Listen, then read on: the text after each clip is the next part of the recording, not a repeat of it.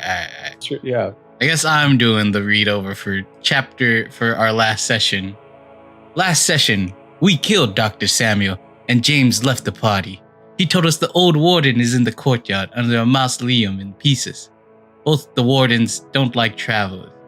Linda is living a life that's not hers, but a previous traveler named Emily, someone else's life. Cold Iron's Lord is the new warden, and she wants her duty to end. Mike Hawk and Baltoe climbed the ice into the courtyard, but Mike Hawk failed multiple times, leading us to travel up the mountain slowly to catch up with the others. Herald and Geralt were ambushed by the warden in the main castle of the mausoleum, and some small dude, and they threw a poison at the warden, and it was the manticore that had its wing blown off while it was invisible. And now Herald and Geralt are in a lot of trouble, while Baltoe and Mike Hawk are still climbing up that hill.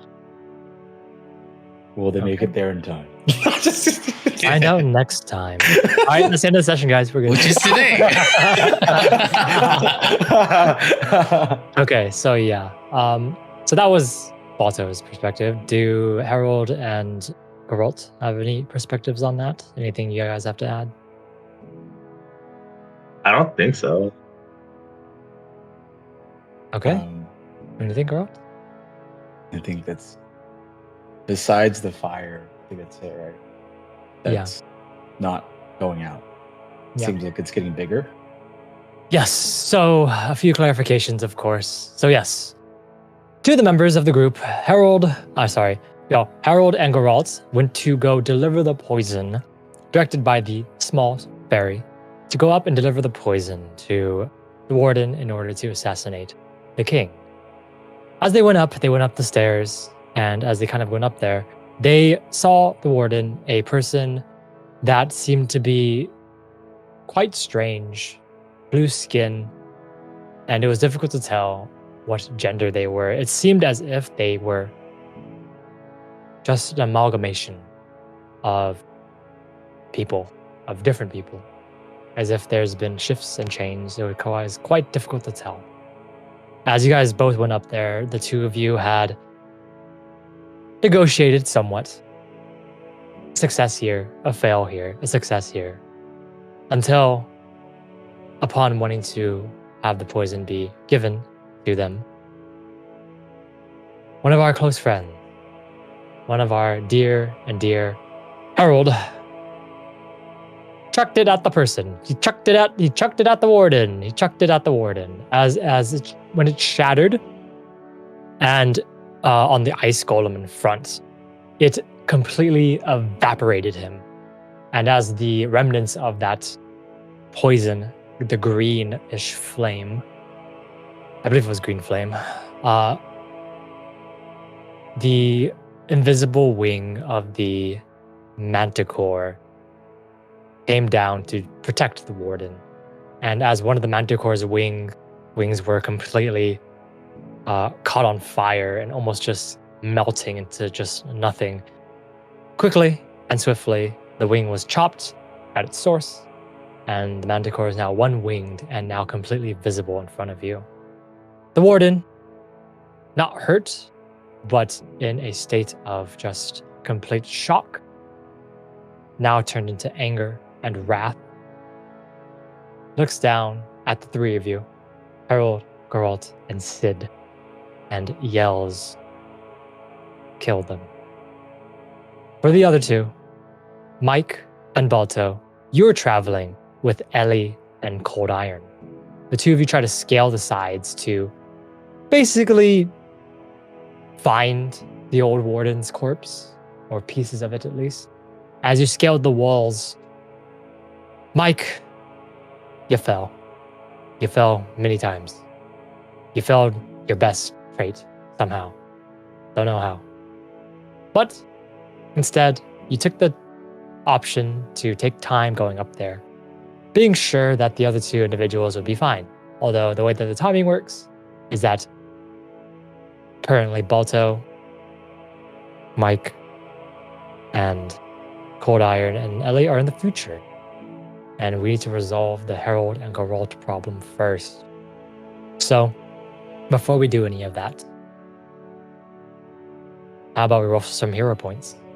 Oh yeah. Heads or tails? Do we get one? Yeah, anyways? you get one at the start of the Start? session. Yeah, you always get Okay. +1 at the start of the session. Okay, and then this is the roll. I mean, I don't think any one of you guys have 100% guess. Why rate is right now, Crestland No, bad? not anymore.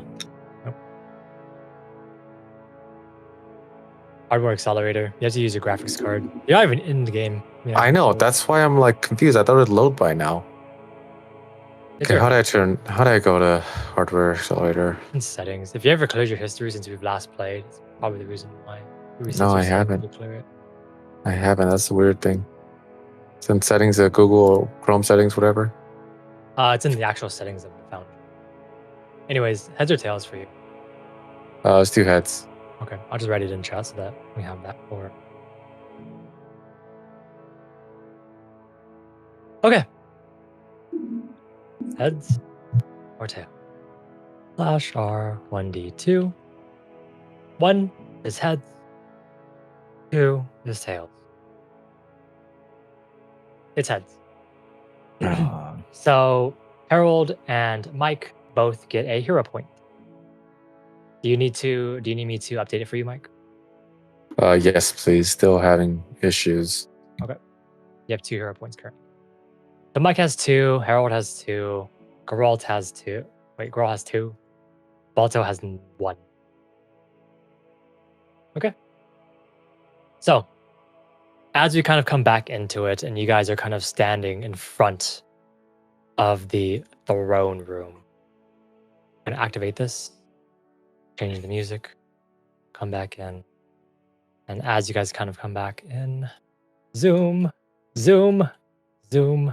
Okay, there you go. As you guys kind of come back in, you guys see the large manticore behind, and you see the warden in front of you, the strange person in front of you. As you're kind of standing in front and seeing this, as they look at you and say, kill them. And as this is happening, what are Geralt and Herald doing as you see that the golems begin to shift and pieces of frost begin to change as the golems in the back, the 2 in the back, begin to break out of their standing positions and start walking towards the 2 of you, 3 of you. The one golem on here jumps down to the bottom to block the exit on the other side. The manticore begins its one wing flapping all the way up into the air. You can feel the wind just shifting in the room as the wing itself just kind of quiets all sound from the outside. And you see its eyes begin to glow dark and red. And as the warden is picking up their staff of something, they pull something out of their side. And you can see that this staff is completely blackened. As it's not actually a staff, it's a lance. Sorry. It is a lance. As you kind of see the lance come out, and the warden begins walking down the stairs. Is there a green fire on the stairs? There is green fire on the stairs, but it's enough to navigate past. All of it's not on fire. The fire is still like on where like pieces of it are, but it's easy to navigate in between the fire. It's not completely like all flame. This place doesn't seem to be very flammable, is the whole thing. It seems to be mostly ice, obviously. But the fire is still like, you can see that it's latched onto some of the sides of the stone and the carpet, but it's still navigatable. It's like not completely blocking the 3 of you. As the water begins to walk down towards, what are the 2 of you doing? Are we rolling initiatives or are we? I'm asking what you're doing because they've all done their first move, which is take out their weapons, start moving, things like that. What are the 2 of you doing for your first? What is Sid doing? Thing? Well, Sid go. Waiting. No. You guys decide. I want to cast Flaming Sphere with my arcane bond. and I want to cast it like if the fire is like here, Mhm. like I want to like conjoin the fire together, like with the green fire with my fire, but like in the path of like the warden. Okay, that's what you want to do. Yeah. Okay. And then what is Herald? What do you want to do? What is Sid doing? What are you doing? Oh, can I not wait for him to see what he's doing first, or? Okay. Sid takes out his weapons. He Oh, is goddamn it. taking. All yeah. right. Then I am. Fuck, man. What can I do? Yeah, what can you do? This is your fault. Nah. Everything's fine. Everything's fine. I'll cast Vicious Jealousy on the fucking warden. Vicious jealousy. Okay, Is it not working? Oh, okay. It's up I'll here. say this. Yeah. Okay. So as the battle begins and you guys begin to do your thing, um, Arcane Bond is a free action, correct? Yes. Okay. So they all use their first kind of move to like get ready for the battle. Now we can roll initiative and do this. So how about we start an encounter? Oop. And let's roll initiative. So Harold and Geralt. Harold, you can go ahead and use either like I think you use religion for your magic casting. You can use that to roll your initiative. You can also roll like your sleight of hand because you threw something, or you can roll even like your diplomacy because you were talking. Geralt, you can use your arcana, or you can use your regular perception. Perception is always an option, by the way. Like you can always perception. Okay. Can I use my Arcana too, or no? You don't use arcana to cast your spells. Got it. So Okay. you said religion? Yeah, because you're a divine caster. You can also just use your perception or your like one of your dexterity things too. That's also fine. They're all the same. Nice. Fuck. Oops. Do-do-do-do-do. Okay. So pop out. Oh Pop out. god. Pop out. So a quick overview of the area that you are in. The large altar in front of you and kind of standing there, you can see the large manticore on top and it's standing above what looks to be a coffin under it. Like it's guarding this coffin, they're kind of standing over it. You can see the ice golems in the back begin to move down towards the two of you. The other one jumped to block the entrance you came from. And to the left of you, obviously, is the exit to a courtyardy area. As you guys are kind of coming in, Sid needs to also roll. Forgot about that. Sid needs to roll. Perception, fine. And as this is all happening, and you guys begin to cast all your spells and such, I would say that as this is happening, you begin to. Why are the token art? Why is the token art so big? Anyways, so Harold, you cast Vicious Jealousy on the warden or the. Yeah, the warden. Okay. You kind of cast it on the warden, and it is a will save. It's a will save. Okay. Will save. Okay. Public has a +2 to this because of circumstance bonus. Okay. 34. Fuck. So critical success. As it kind of comes through, unaffected. As you kind of see it, the villagers actually kind of come through. You see the warden look at you for a second as their eyes turn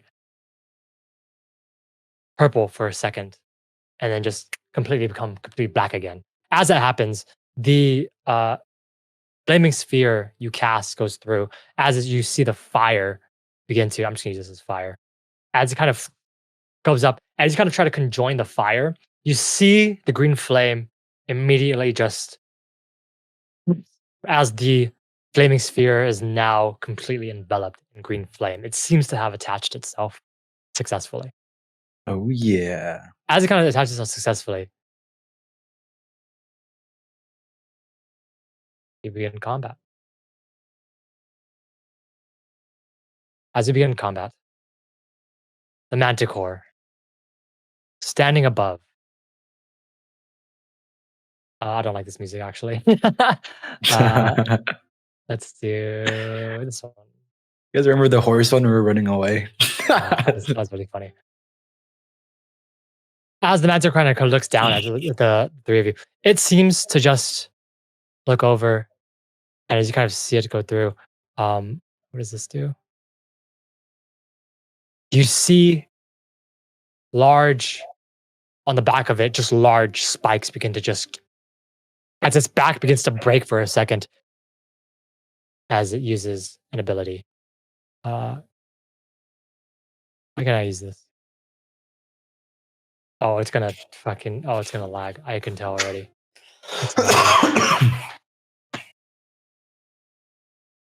There you go. Okay.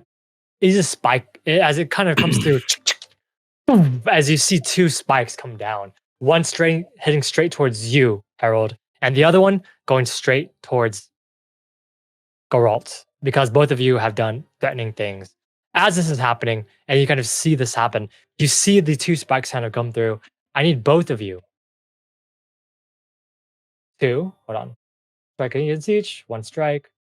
Oh, the strikes. I see. I thought you guys had a roll. I guess there's strikes. So, as they are two strikes. So the first one against you, Herald. 17 to hit. It meets. Meets? Okay. Yeah. Damage. As it hits you, thunk, and it just slams into your leg as it goes through. Roll me athletics check. Oh, no, it's actually, no. You are immobilized. Never mind. It hits. You're just immobilized. It goes straight through your leg.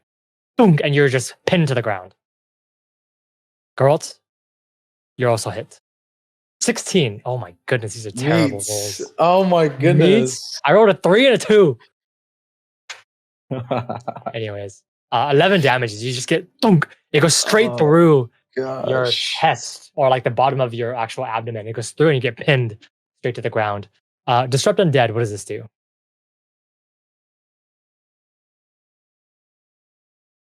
What does Disrupt Undead do?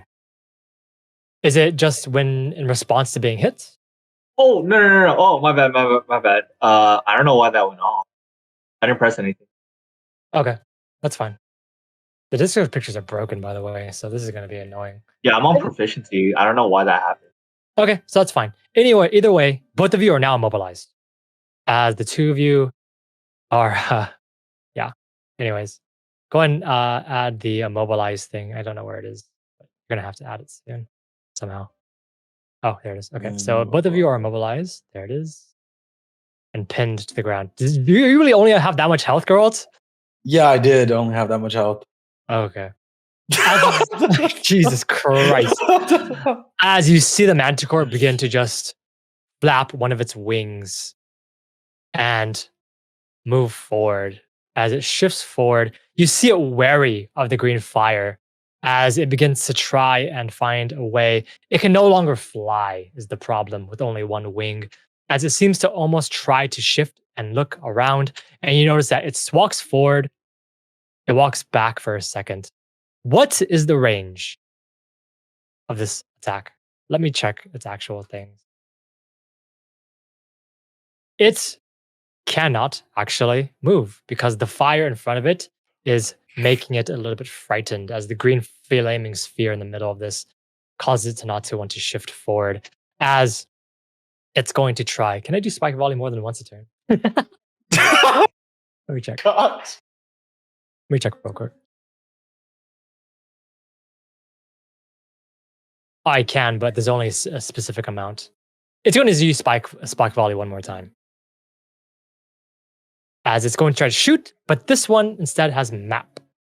So, yeah, it has map. So it's going to shoot. Don't have the pin selected, Grant. Because you're talking as the pin. Anyways, it's going to shoot through as the spike is going to go through. This have -10 on it because it did 2 attacks already. So it's going to try to hit Sid this time. That's a crit. God. So crits. And it hits Sid and then immobilizes him straight through. So he takes 24 damage. As you 24, 68, 48. No, 72 minus 16. 66, 56. Okay. As the other spike goes straight towards you, Geralt.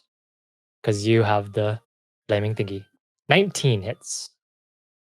Oh my god. 13, you're down. Flaming sphere dissipates. I'm down. As it goes through, Geralt is knocked unconscious. As he is on course. Of course. Saving sphere does dissipate. But that's the end of the Manticore's turn. As this is happening. The counters haven't begun. The ice golem over here begins moving forward.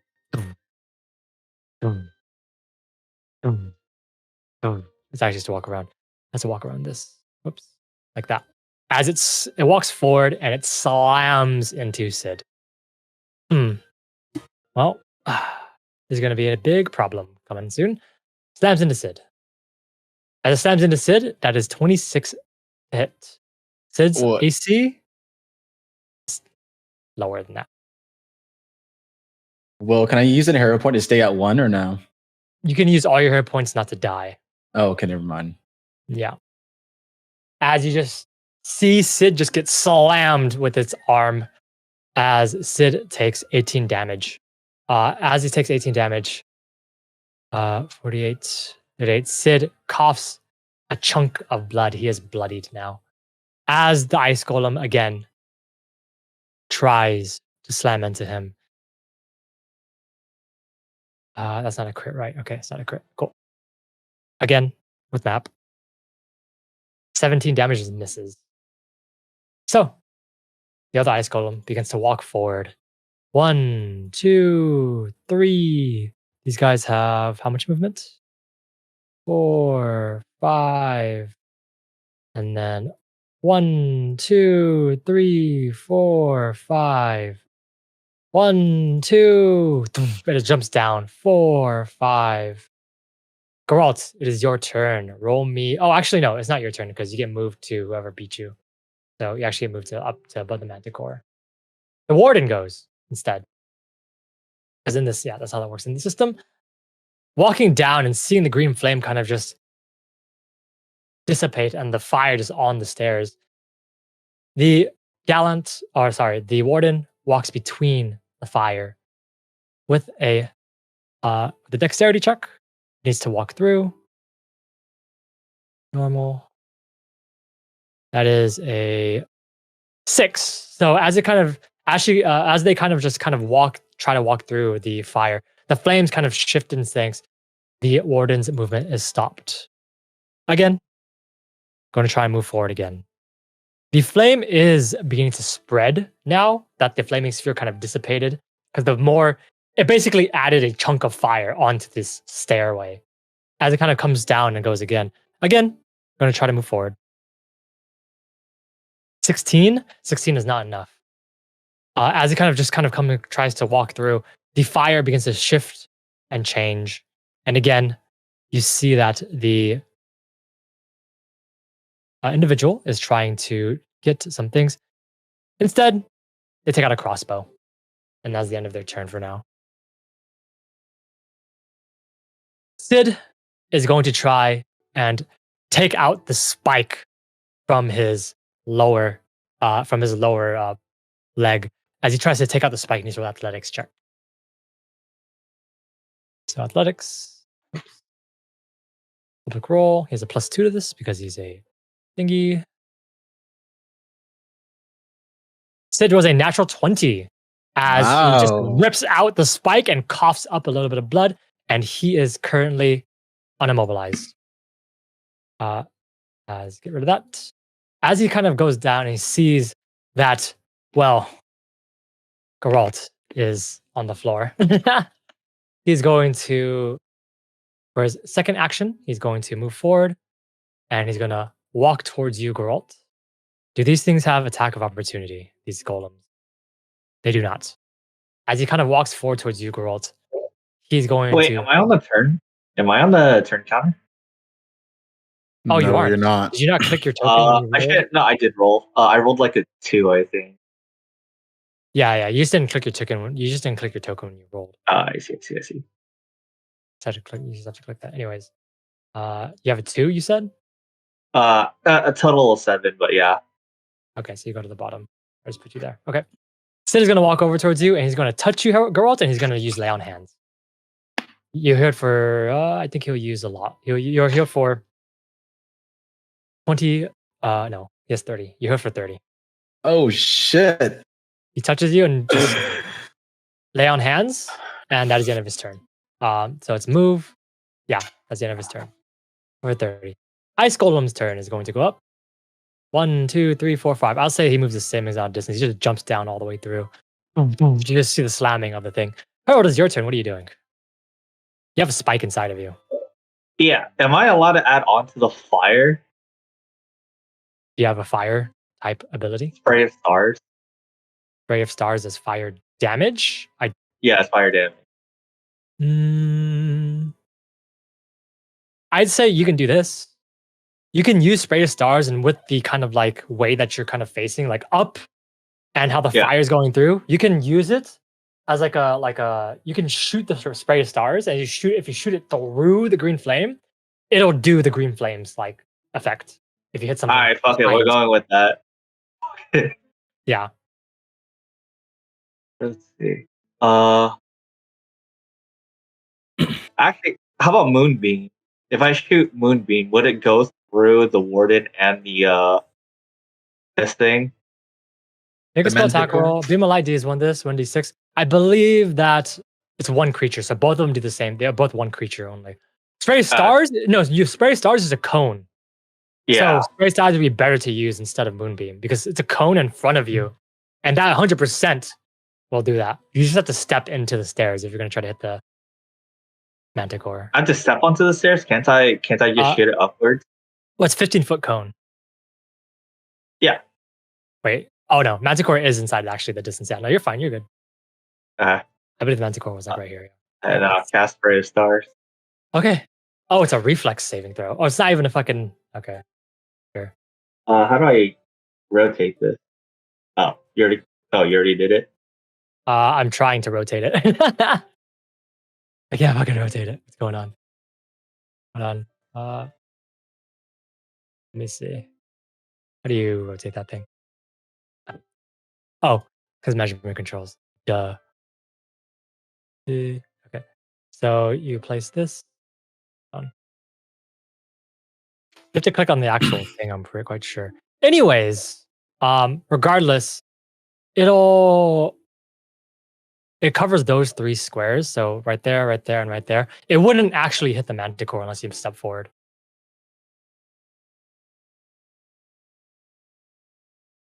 Does it have range or does it not have a range? It does. That's a 15-foot range. You see this cone that it's here? Yeah, so it covers those 7 squares right in front of you. Okay. So if you just like kind of like, shift to the side, it'll only hit the Warden unless you step forward. Nah, it's fine. I'll just shoot the Warden. Okay, that's fine. Spray stars, reflex saving throw. This person is not good at reflex. So that's going to be a thing. Reflex saving throw. 18. That is a fail. As it just goes through, poof, the spray of stars goes straight through the green flame. As the green flame kind of from the extra parts that Geralt put down, you see that the green flame is enough to actually envelop. As the spray of stars comes from your hand, Herald, you see the green flame just jump on to the spray of stars as it's looking for a vehicle to actually deliver its damage. It hits the Warden directly through. As it hits the Warden, you see the spray of stars as it hits them just envelop them in green flame as you hear a scream of agony and terror, you begin to see the warden's skin begin to melt. The blue skin begins to fall off as it begins to just melt, and you can see as if the skin is like running off like liquid paint. You can see the individual under. As you begin to see the individual under, you can see that this person is male. This person is a uh, male. As you kind of seen like the skin kind of rub off and you see the eyes kind of go down. You see even like one of the eyeballs kind of fall to the floor as the warden goes down onto one knee and is screaming in agony. What else are you doing, Herald? They are currently And to athletics. Yeah. yes. They are stunned and they are dazzled. I am going Oh, and prone. to.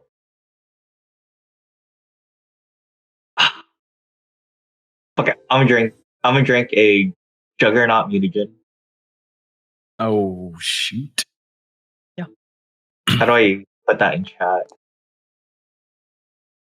You just what you would do is that you would just go to your inventory, and from your Oh, right. inventory, yeah, you go to your inventory. Oh wait, hold up. I don't have it. Oh, I guess I used it already. Never mind. If you go to your crafting, go to your crafting instead, Uh-huh. and just I mean, I may have used it already. Then probably from last session. Juggernaut. Yeah, Juggernaut mutagen. Yeah. Do you put your stuff in your inventory, or are you just leaving your crafting? Yeah, I put it in my inventory. So Oh, I then guess you probably used it then. Yeah. yeah, I probably used it. Okay. All right. Okay, I'll do an athletic roll to take out the spike. 23. 23? Wait, never mind. Fuck it. 23. Yeah. Okay, so it's impossible for me to do it. Yeah, 23 is really hard to do. I would say that you can try and it'll make it easier next try. Okay, fuck it. I'll do that then. I'll try to make it easier. Okay. You critically fail. Oh. As you try to pull it out and go through, your hands slip off of the blood. As you kind of like try to pull it through, it gets easier. Not by much though. As you kind of just kind of begin to try to pull. So one more. I think Spray of Stars is a 2-action spell. So yeah, your turn is done. Yeah. Geralt, start of the round. It's your turn. What are you doing? Is there any way I can like manipulate the fire, or is it I can't anymore? Your spell has dissipated, so no. Okay. What if I I can't manipulate like produce flame, right? Like I can't manipulate those flames if I throw it. Much like Herald, I would Yeah. say that when you do produce flame, you throw it from your hand. Yeah. But Herald's is a cone, so actually, like it grabbed it as it was going through, right? Because it originates from him. Okay. So you would have to use like a cone or a thing. I would say this is that if you hit, like if you target just the green flame, it'll spread the surface area of the flame. I'll start drawing the flame of its actual like where it is right now, so that we can actually have a fucking thing. So currently, it's like this. It was like that after the flaming sphere, and now it is spread to like it's spread to like this now. With the cone, it's spread to that. So the green flame has enveloped all of the stairs now at this point. Okay. Yeah. All right. I guess I'm going to try to throw past it. Okay. And it won't catch. I won't catch though. It won't catch though because you have to like do it. Yeah, because right Can now I throw it here on the floor, like near the fire, or do I have to throw it in the square, the actual square? So at 20 feet. That's actually a good question. Let me consult the brain council real quick. I'd say that if you successfully hit, yes, you could. The floor or him? Him. Him. Okay. Yep. All right. Sure. I'll do it. Okay. All right. 25. His AC is. I'm quite sure that's less than 25. Let me check. Hold on. Yeah, no, it's more. I mean, no, it's less. It's less. You hit. Oh yeah. As the green flame begins to spread, you just kind of like whoop, whoop, little tiny bit at a time. Hold on. God damn it. It's drawing tools instead. As the square continues forward, as it kind of just the creature's one of its feet kind of is standing inside. Roll me attack. Roll me damage.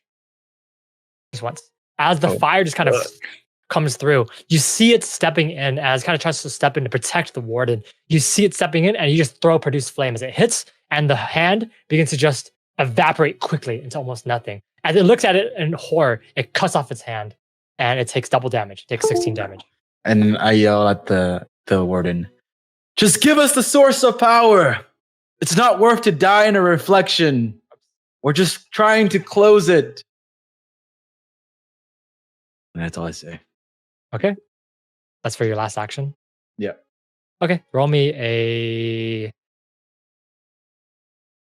intimidation, diplomacy, your choice. Let's see. I'm not gonna do diplomacy.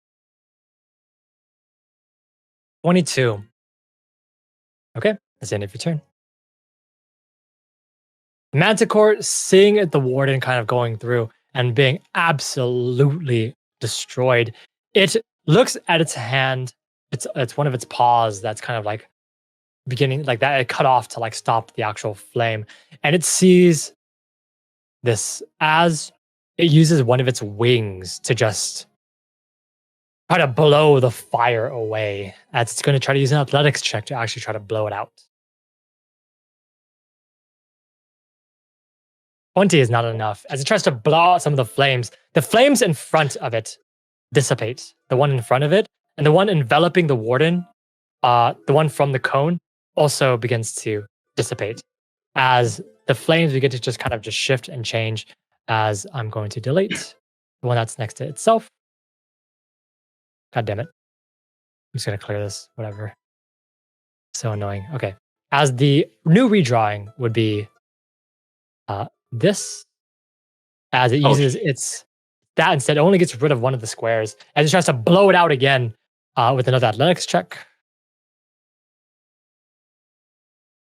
31, as it does successfully blow out a lot of it. As it kind of goes down the stairs, the warden is no longer enveloped by the green flame. It is now just shifting it downwards. It's now just covering these 6 squares. As the warden is no longer enveloped, but you can see the warden on the ground, prone, and you see all of their skin just kind of falling to the ground as pieces of face just kind of hit the ground. And you can see that the black eyes kind of hit the ground, the eyeballs, and you can see all of it, the clothes and everything just going down as if it was just sludge. Black sludge. As its last move, it uses a spike volley. As it spikes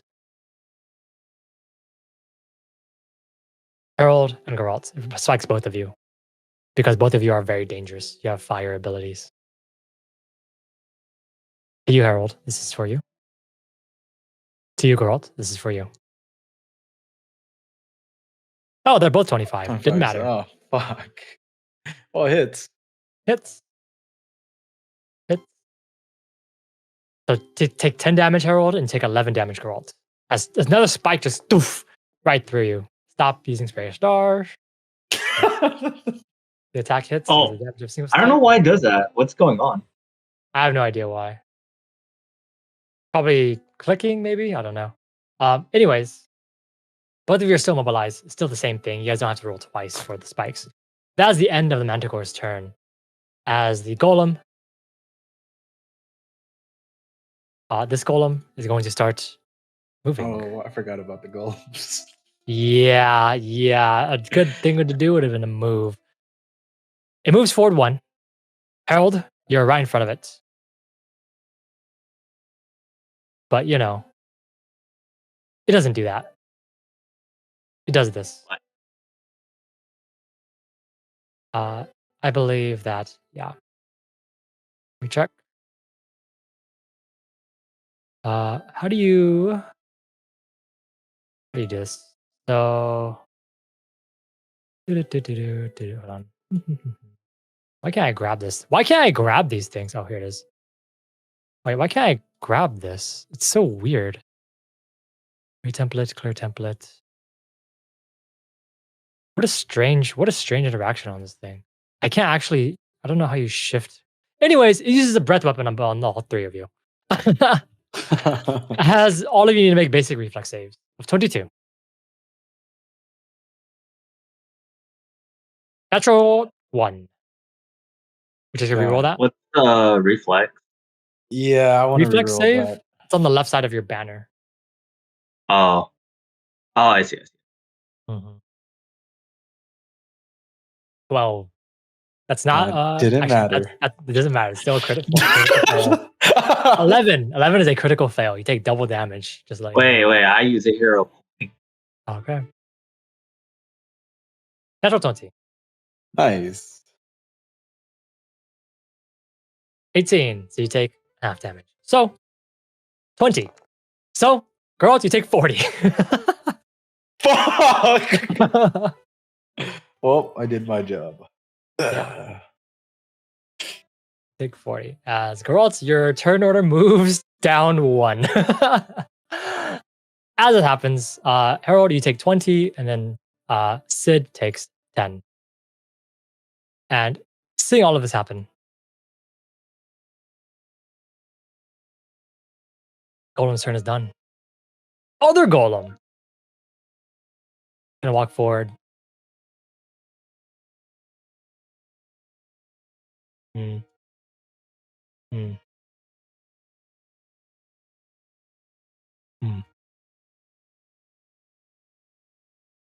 Oh, wait, reflex save. Who? Sorry. Who? Oh, all three of you. Oh. Okay, I failed.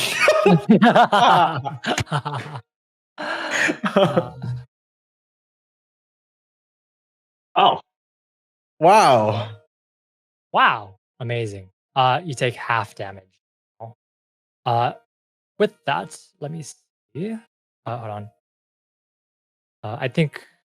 Oh no, it still takes damage. The other golem is gonna actually have to roll too.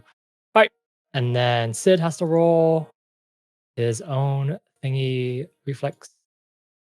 18's a fail, so 66.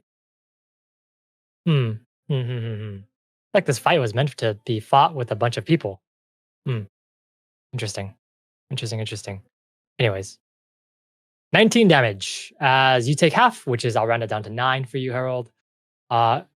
Sid takes 19, and then the other one takes also the other one takes half. Yep, they're not immune to cold, it seems, which is very strange, but still. As this is happening, it is now the warden's turn. The warden uses all of their turns to put out the fire, to stand up from prone, and stand up from prone. Oh no, they're stunned. They're fucking stunned. Right. What does that mean? I don't know what. Hold on, let me check. How did he get stunned? Holy shit. Because they're literally on fire and all of it's Oh. like it's like a bad fire too. Stunned. You cannot act while stunned. It includes a value, how many actions you lose. It's stunned 1, reduce the number, so it's no longer stunned, which is good. However, it does take persistent fire damage from the thing, and the persistent fire damage is the spray of stars damage. How much damage you do for your spray of stars? I think 6. 6? Was it 6? It was 6, yeah. So it took 12, and now it's taking 12 again. So it took 24. Oh, they took 24 rather. So 48. As they are no longer stunned, but that's the end of their turn. Sid, looking down at Geralt and Herald and seeing all of this happen, he looks over and he realizes that this is not good. All of this is going to be really bad. As he just kind of sighs for a second. And he takes out an item Oh shit. from his bag. And Herald, you look back at the item. You recognize it. It is one of the explosives that was given to you. Oh shoot. That's right. Oh god. As he has this, he looks at you for a second, Herald. And My goodness. gives you a nod. As he picks up the explosive and throws it into the green flame. As he throws it into the green flame, he uses a reaction on the both of you.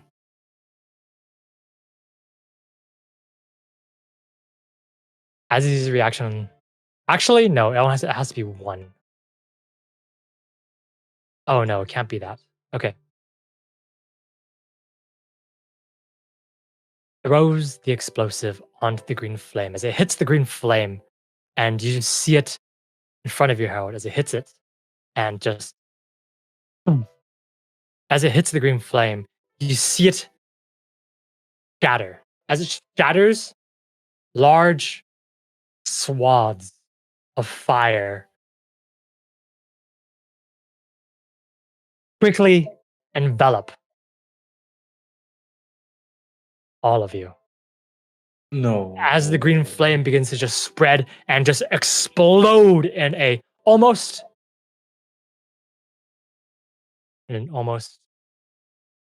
impossible way. Everybody in the room needs to roll me your choice: a fortitude save or a reflex save. Different X from either.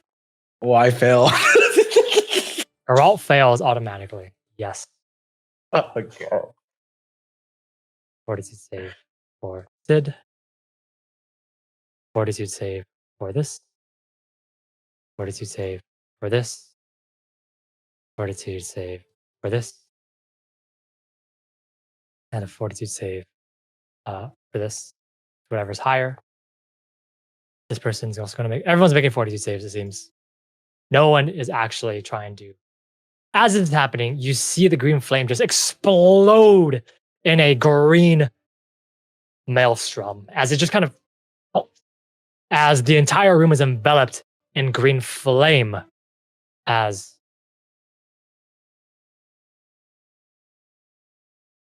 combat ends. What? And we go to our other individuals going up the sides of the mountain. That's the end of combat for now. So, as we kind of go back to our other individuals, going back in, the snow, the ice, same place that you've been before.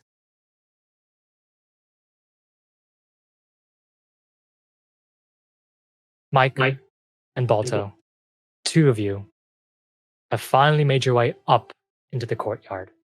It took some time, as it kind of took quite a bit of time actually. You see off in the distance, out into the close frozen ice. You just got to pull yourself up, the four of you. You see out, you see the night beginning to fall as you're climbing. What it seemed to happen was that as you're climbing, you heard something, a shaking of the mountain perhaps. But as that shaking happened, the sky, which would stay bright for many of the days, began to fall darker. Why the fork man already?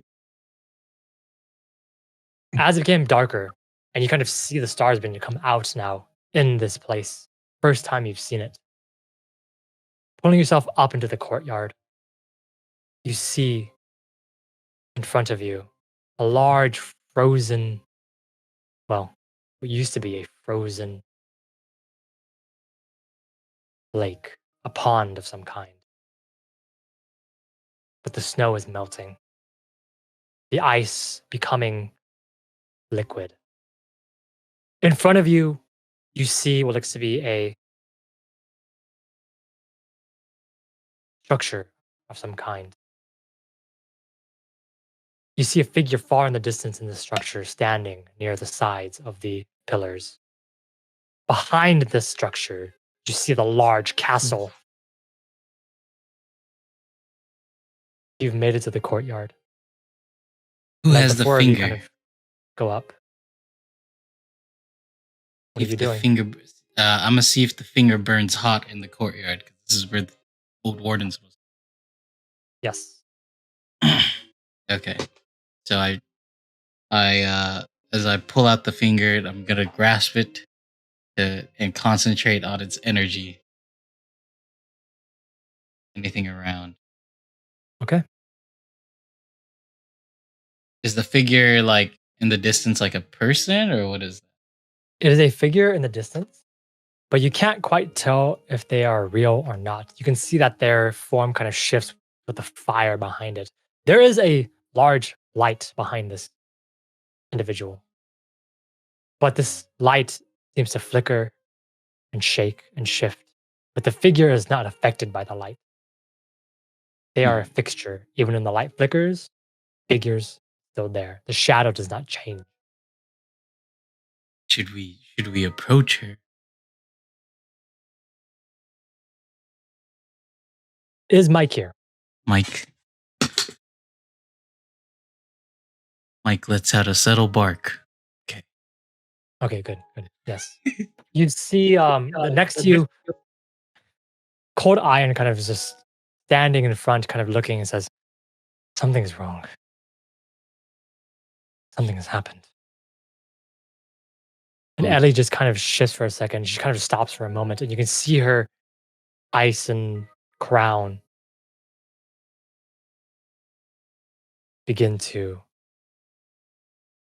melt. As it begins to kind of like come down, it doesn't melt completely. You can see the corners of it.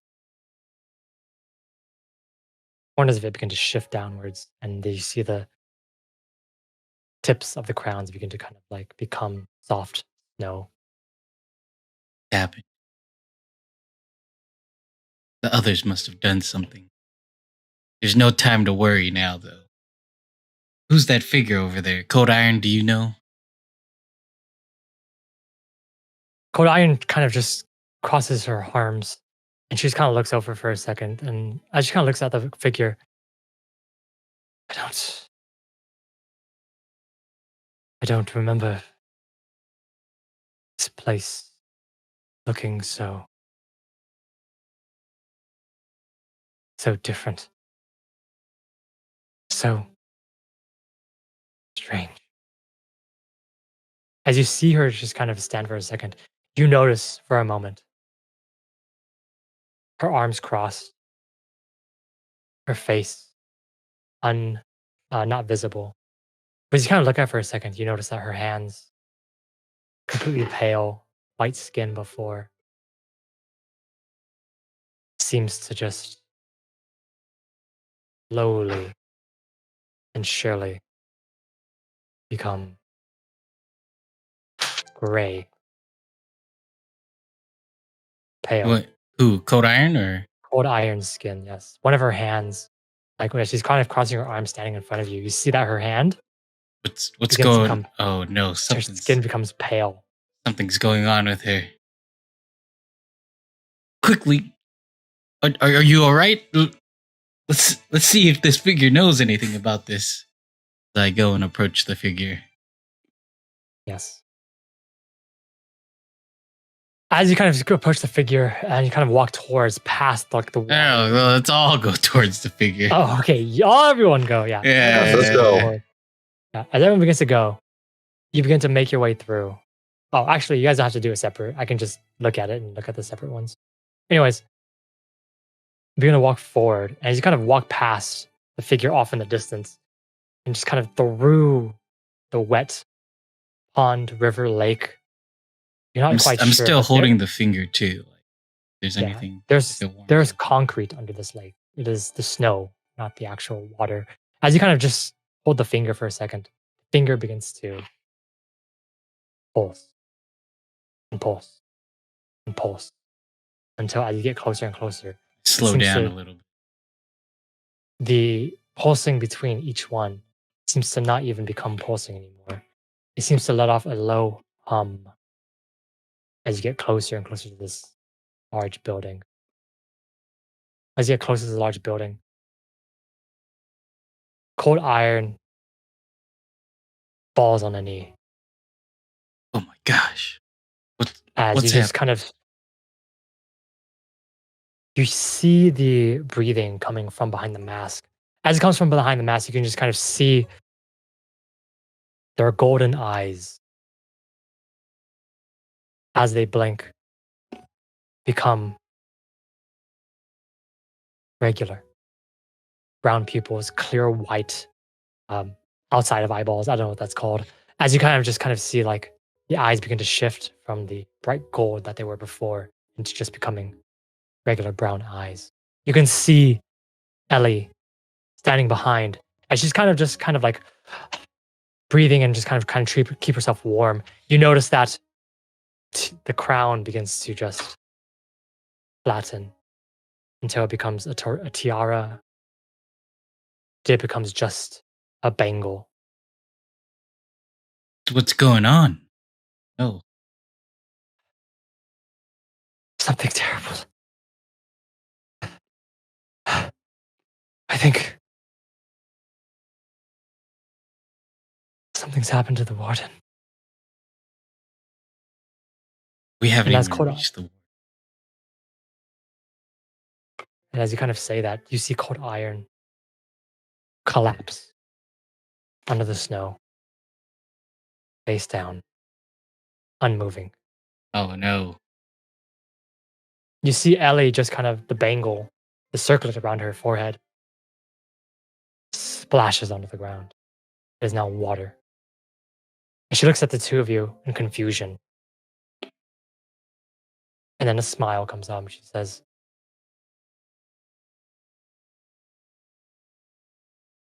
"My head is clear now." Can you assist Cold Iron, Ellie? Yeah. She kind of walks down and she kind of just goes down to the ground, goes down on her knee, and she just kind of casts a spell. Light fills her hands and goes into cold iron. Try to stabilize her. And she kind of goes into cold iron and just kind of just holds for a second and holds for another. And Ellie in confusion kind of holds again. She kind of looks up at you, Balto, and Mike. Kind of just says, "He's dead." What? Unbelievable. Oh no. I'll go up to Cold Iron and take the mask off of her and lay her beside on the pillar post, I guess. You take the mask off. And you kind of take the mask off. You just kind of just clunk. As you kind of take it off for a second, you see a woman. Not young, not old. But you can tell that this person was of Fey origin.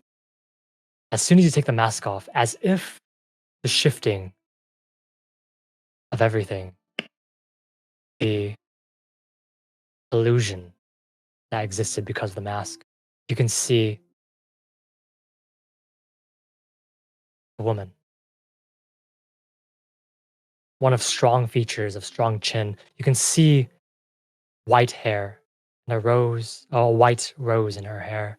You can see that for some inexplicable reason, as you take off the mask, two antlers on the top of her head. You can see behind, instead of ears, two furry ears. This person was a fae of some kind, but their eyes completely wide open. The brown eyes flicker with gold every once in a while. Her lips, pale blue, but dead. I close her eyes. Yeah. And I try to remember her scent. Does she smell like nature now instead of winter breeze? This is what she looked like, by the way. As you kind of see her just kind of on the floor, resting, you smell scent. Before, when the mask was on, you had smelt iron, not cold iron. You had smelt steel. You had smelt steel and blood and dirt and sweat. But it's kind of taken off. You can smell now the scent of spring. You can smell the scent of forest, of wildlife, everything. It reminds you of home a little. And you realize that this person, this individual, smells of a specific flower that you recognize from your home, from your forest. You can definitely tell this person is from Thailand, was from Thailand.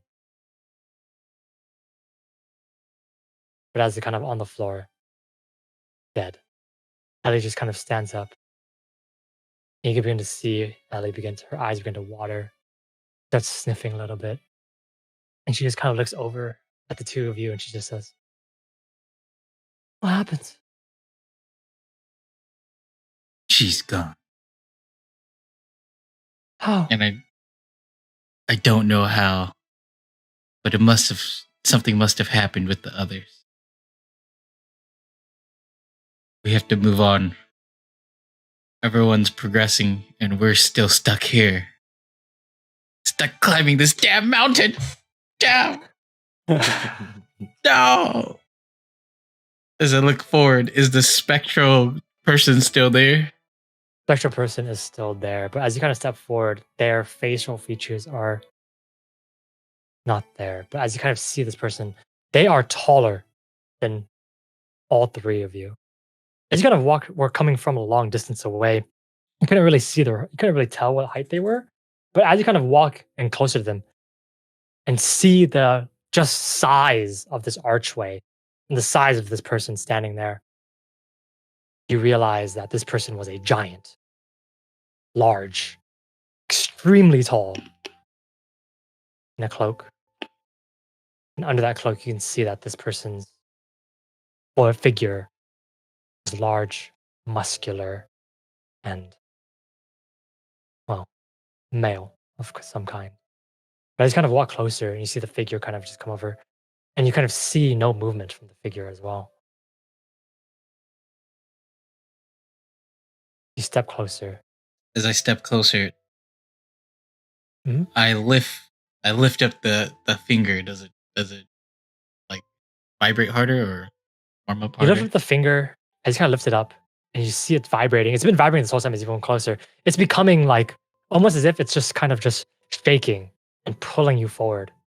But as you kind of lift up the finger and reach the entrance of the archway, and the figure, Help although you us! cannot see Help its us face, solve the. Help us. Fuck. Defeat the source of this realm. Conquer this realm. To break this curse. No more people have to die. the figure looks, and you can tell that it's staring at the finger. Even though it does not move, the finger stops vibrating. It stops moving, stops pulling you forward. As the three of you hear a single word that echoes throughout the entire courtyard. As you hear,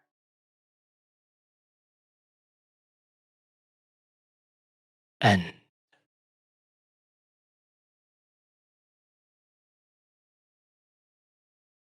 As you hear the word "end" echo throughout the courtyard, the figure becomes water and just becomes nothing on the floor. The light from behind flickers off. The finger, as you hold it for a second, melts in your hand.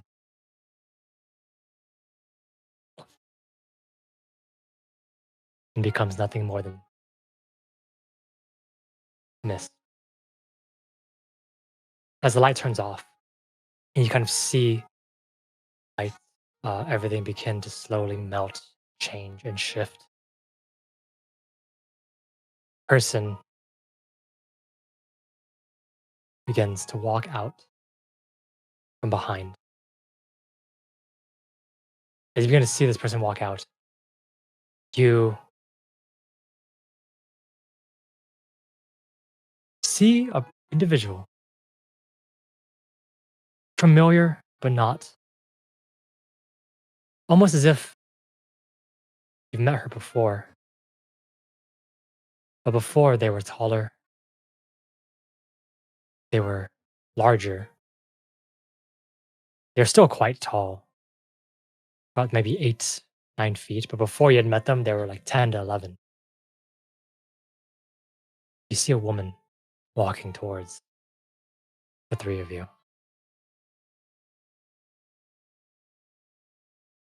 The facial features are the same. The eyes the same. God. Is that you, Linda? Stop right there. She stops. Why do you look like this? She looks over. She says, I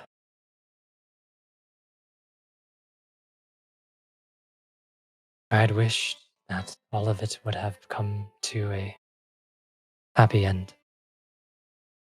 Would have come to a satisfying conclusion. But we cannot all have our way. It seems.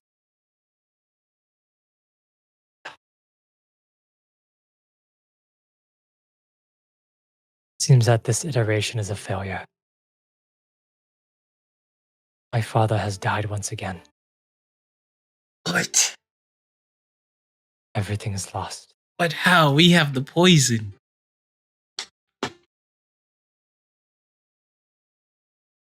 Everything is lost.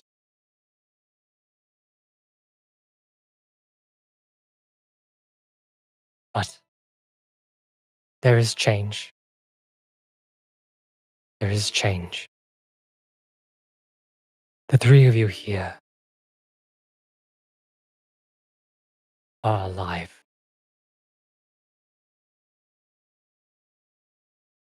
Would you like to take on a role for me? No, no more resets. We solve this problem here and now. I can't solve it now. Not while your friends are dead. If you do not choose to reset, they will remain that way. Like my father. Like everyone I've ever cared about. Another reset. Yes. But this time, there are many roles that are open to choose from. You can choose what you want. This next one will be the last. My power is no longer sustainable. This is the last one. The last chance that we have to end this reflection once and for all. Answer this question, Linda. Why did you want me to kill? Why did you want to kill Cold Iron? What did she do to deserve such a fate?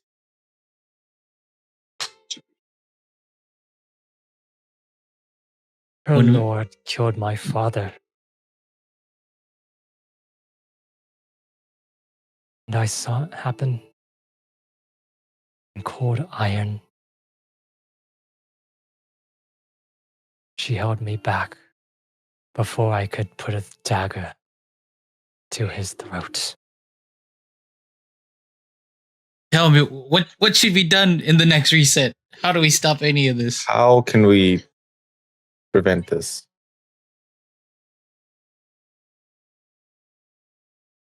Depends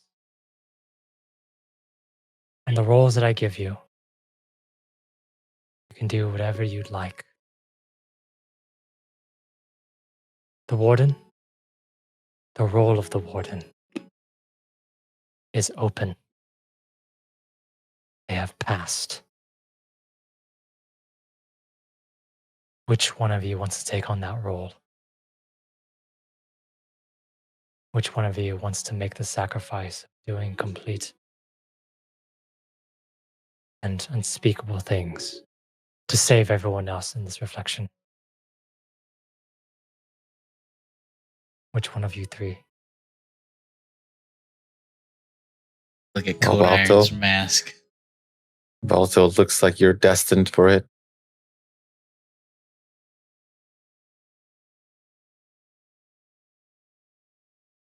This land is not my land to be the warden of. But in order to save everyone's life, I guess I'll step up to it.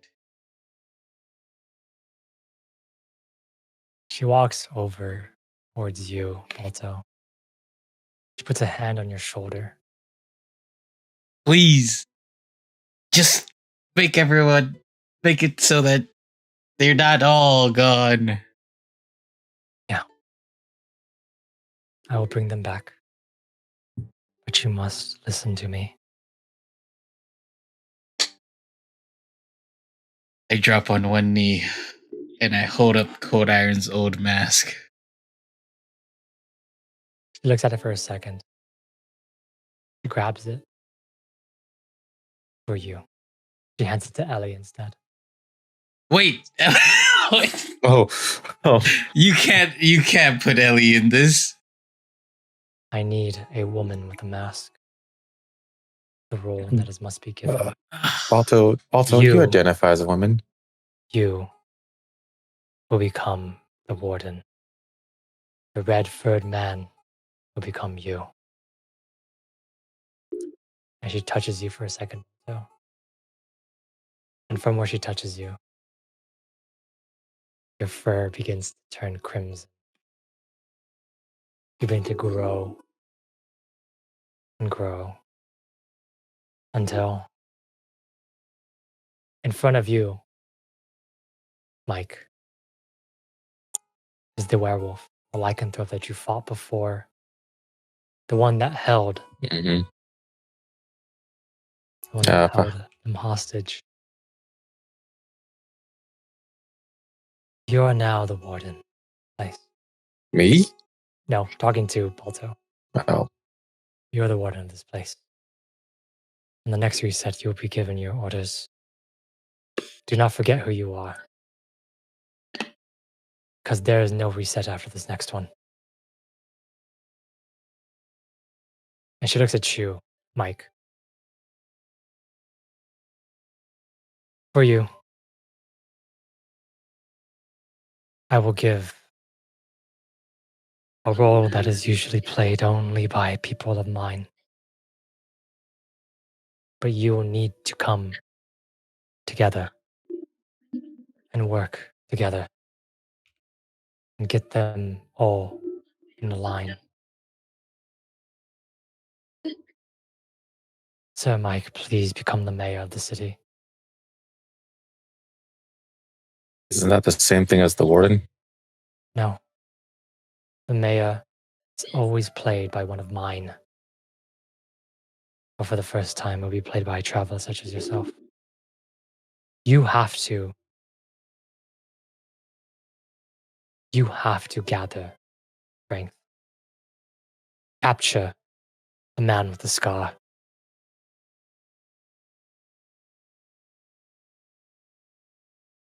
And Rally all the travelers. Rally them. Come here. Because my father's corpse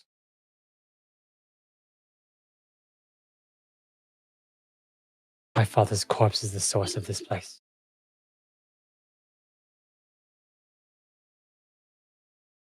It is a cursed creature now. Please, take on this mantle. So when your father dies and he's the source itself, who is it left to anyone to conquer it? When my father dies, I am the catalyst to turn his corpse into place. My father is just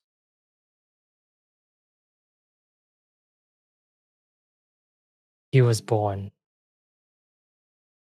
as many were born in my family as the controller of the winter season. We are descended from gods, you see. And his divinity, well, you see what happens. What is the role that you want to bestow to me as the warden? What is my task? Your task. Your task. Your task is to kill me on our next go around. My father only wanted this place to stay the same because of me, because of my grief. His soul roams this place, trying to protect me. So you won't remember any of this in the next reset? I don't remember any of this until all of it melts. Your friends did a good job, actually. They delivered the poison, but they ended quite a few individuals that were stuck, that were fighting, that were shifted.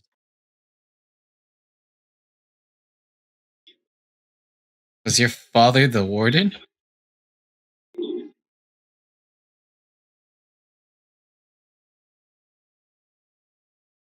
No, that's her memories. That's their memories. No. You see her blink for a second. And you notice that she kind of holds her head in her hand. Already things are getting mixed up. Where can I find you in the next?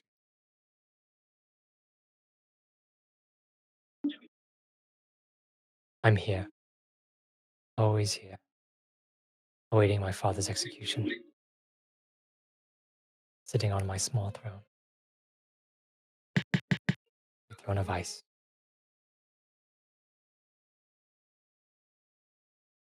Come here. Kill me. Do what needs to be done. You will arrive the same place all of you arrived at. I'll use the last bits of what I have, give you a chance. Your compatriots.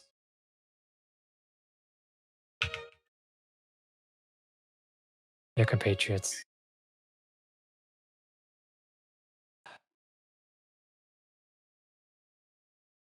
They will be different.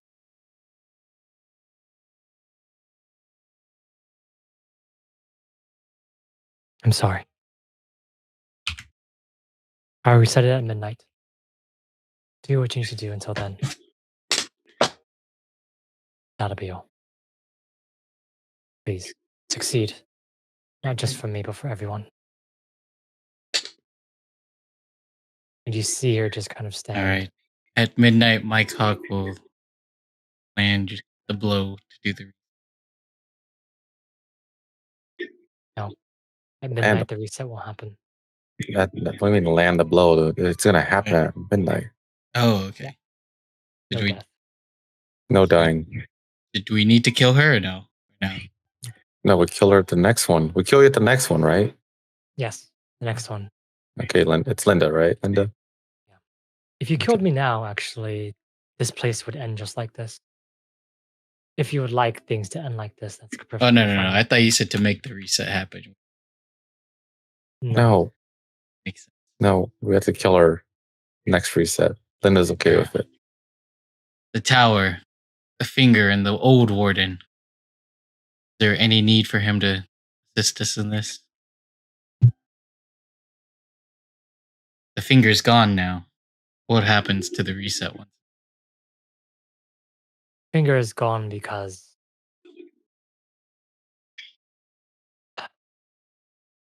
my family's guardian is gone. There will be no large creature for you to fight. But there will be other things for you to solve. Other places to go. Other people for you.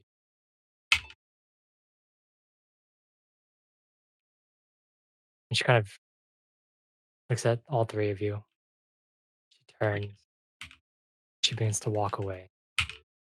As she begins to walk, she stops for a second. Right. Your friend, the elf, he'll be with you. Although, he may not be himself. She turns again and walks into the large building structure. As she walks into the structure, you see a blue glow begin to envelop. Where the light was, the blue glow instead takes its place. And you begin to see the wind stop. And the snow Elf. begins Who's to the elf? shift. Who's our elf? Code Iron. No? Oh, Kosi J. Still alive. As the kind of snow begins to come in. Blue light begins to spread. From the small room, it becomes larger, larger, until it is no longer a light. It is just color. It begins to envelop all of it. As three of you are waiting, what are you doing? Midnight seems to, well, the moon hits the apex. You can tell that you have a couple of hours before that. I turn to Ellie and say, find either me or Mike Hawk the next reset. Ellie, what is Ellie again? Ellie is the masked girl. No, Ellie's the little girl. What are you talking about? No, Ellie, like the next reset. The roll. Oh yeah, she's the masked.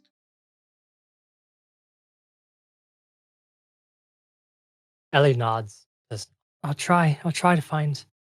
Are the other two okay? What rolls are they getting? I don't know, but I'm they not better sure. be okay. That's all right. We only have a few hours left. I'm not sure. Is there anything else in the cathedral? Look around. Yeah. It must have been a secret for whoever that specter was that brought us here. It must be something more before we leave. You're going to walk forward. You kind of walk. Baltoe, you're talking like yourself, but you're large and red. Wait, why are you guys looking at me all weird? You're large and red. You're higher. Like you're taller than you've been taller than Mike, but then you're actually like just regular person size now. Kind of walk forward and kind of just almost try to enter. As you try to enter, you just kind of just walk through where the blue lights begin to spread. You just kind of walk through. You touch the blue light. Roll me a fortitude save. I could.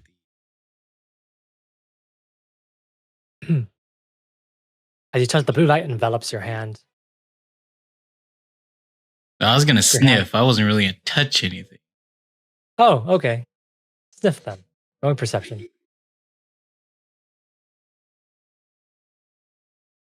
Clicked it. Oh, that's initiative. Yeah.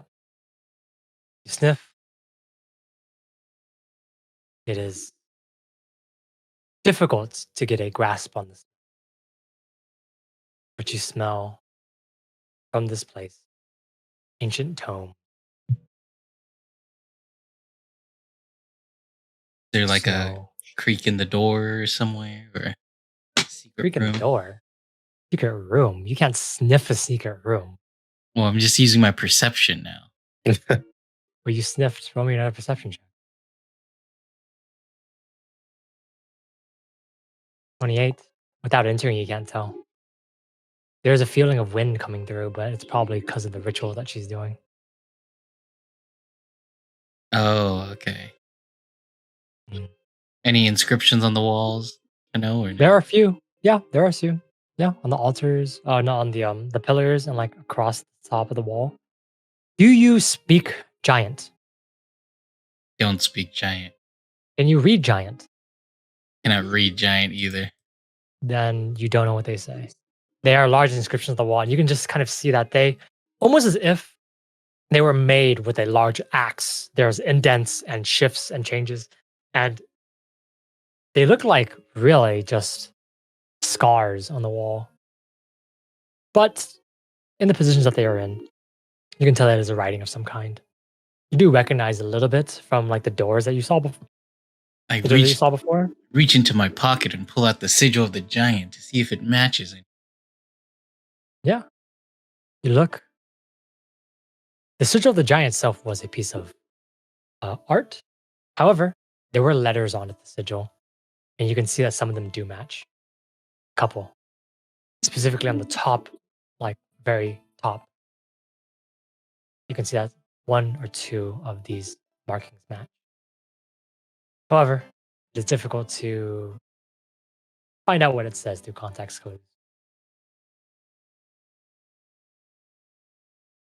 As you kind of see this happen, see all of this. Mike, what are you doing? Me? There's really not much to do. Is the time is it? It's 10 o'clock around there? Yeah, so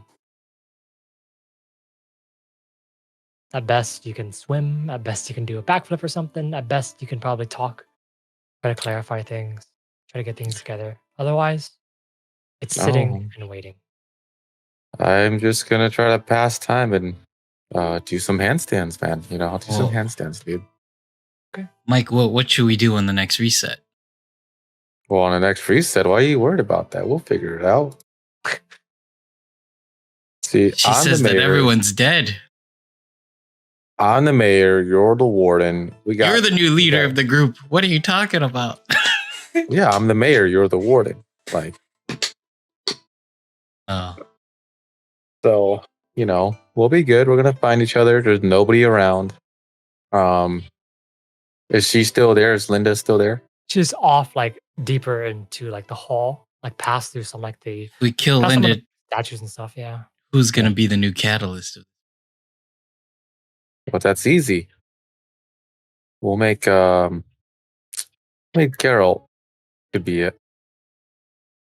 You make a good point. Yeah, Geralt. I think Geralt's willing to. But yeah. So the plan for me as mayor is find people and capture the guy with the scar. The man with the scar is still there, so not everybody's dead. Because you get freedom for rolls, right? All right, you're right. So all I got, my task is just to capture this man with the scarred face, and then after that we can rally the crowd and I don't know, kill Linda. I guess that's the two goals that she gave. The two plans she made for us. Let's see if there was anything else in the courtyard that belonged to the old warden. Fine. Okay. My perception. Yeah, I'll help you. I'll do a perception too.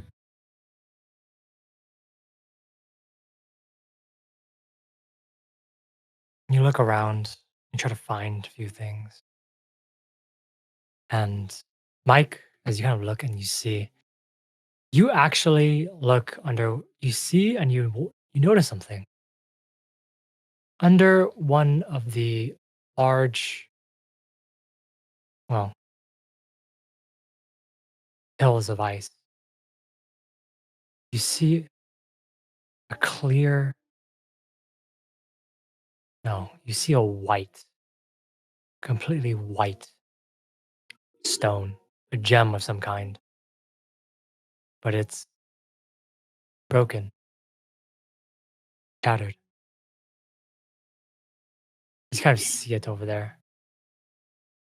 It is under a piece of chunk of ice. Okay.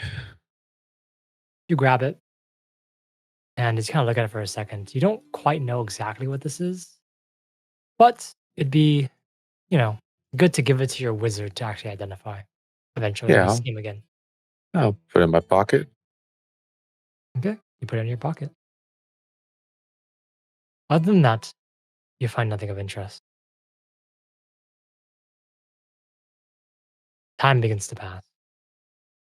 And as time begins to pass, things begin to Hey, shift. You look up at the moon. You see the moon begins to hit its apex. As it hits its apex, you begin to see the stars begin to move and shift and change. Oh, I make like a As little small funeral pyre for Code Irons. Yeah. Pyre's easy to make. It's easy to do. And the stars begin to shift and change. Stars begin to grow and grow and grow. Till not the light from the stars. You notice that these stars are not stars. They are large pieces of snow. It begins to shift. The sky becomes completely white as the three of you, stand there alone. Everything becomes black. As three of you fall unconscious. And that's where we'll take our break. Okay. As you come back into it, first things first. Okay. I'll say this.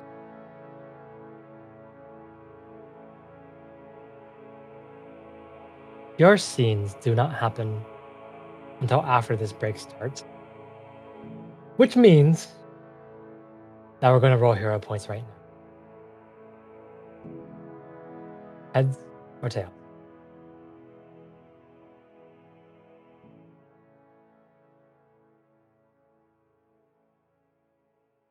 go always. Let's go. No, don't switch it. So, 1 is heads, 2 is tails. It's tails. Yes. So, everyone except for Grant gets a hero. Yeah, that's right. Okay. As we do come back into it, and things are gone from bad to worse. We go to a black screen as,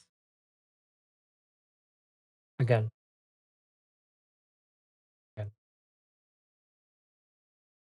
see all your maskers. No.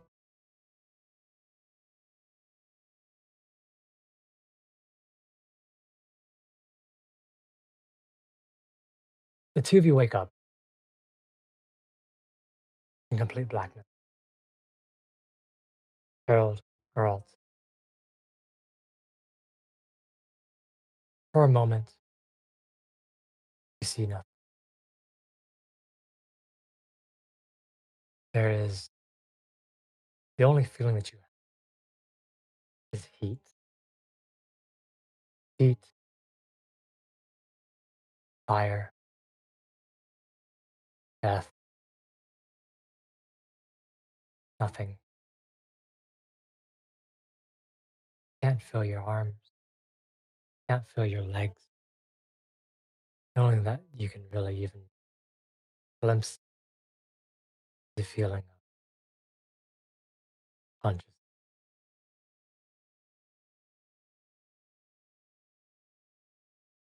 Geralt, you had been unconscious for a little bit. You had been extremely hurt. When you had been hurt, you felt a nagging, squeezing into your chest. With your rolls, 17, 3, and 2, and 3 again, you die. Would you like to do anything to stop that? Yeah.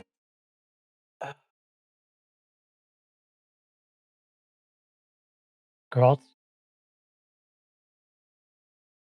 as you feel yourself fading into the black unknown, you hear a voice deep from within. You hear the sound, familiar one, familiar voice, speaking in a language you don't understand. A young man speaks into you. And while you don't understand the language, it is one of concern, one spoken word. And in your soul, you realize that this word means live. You feel a connection. History that you is unknown, something that is deep within you that you've forgotten one time or another. And as you kind of begin to think again, is it nothing? Herald, you were unconscious, but you open your as you open your eyes, you look around. Second, you realize that your arm, fingers, are nothing more than charred black ashes. Your clothes, nothing. Everything gone. As you look around, you see that entire place torched, burned, destroyed. As you kind of look, you see a hand on your chest. A hand connected to an arm, connected to nothing more than. And on this set of ashes, you see a set of plate. And at the top of these ashes, this hand glows with a radiant. You've been protected from a single small bit of damage. You kind of look around with your eyes. You see from the top of this layered, no, top of the edge of this palace, this throne room that has been torn asunder. The wall is melting as if they are nothing more than just air. You see a creature dead on the top of the stairs. You see the golems shattered into pieces. You see the coffin in bright green flame, still on fire. You see this. And you kind of look around. You cannot move. You cannot scream. You hear a voice coming from this coffin. You hear, I'm sorry. I'm so sorry. I'm sorry. Not. I'm sorry for being. I'm sorry. As you hear this very deep, gruff voice, Herald,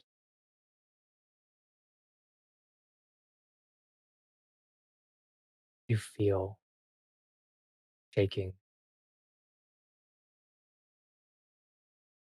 as the ice palace begins to melt and shift. The top of the roof gone, blown asunder, torn, melted, destroyed. You see, the first time in a long time, you see the stars out. The stars out there in the sky. It reminds you of the times that you lived out in Nerala. It reminds you of the times in which you roamed the place that you found yourself awoken in. As you look at these stars up in the sky, they make no sense. They make zero. They make no sense. Because these stars are not stars. You've seen real stars before. You've seen the constellations move and shift and change. You've seen the cosmos, the truth of it yourself. And these are not stars. These are false. As you look at these stars out in the distance, and death soon coming on, you see a single star above you, low and glow and radiant. But as you kind of see that single radiant star, you notice that the light from the star is shining down on you. A warmth comes down, and you feel, you remember something. You remember a name. You remember a single name. You remember.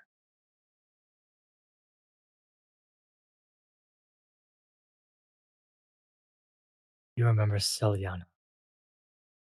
Single name. You, well, that you felt used to be so. But as time passes, you ruminate. The moon begins to come into your vision. And at the top of the sun, the top of its apex, those fake stars begin to grow in size. The sky becomes completely white. Everything becomes white as it shifts out to nothingness. You close your eyes again. You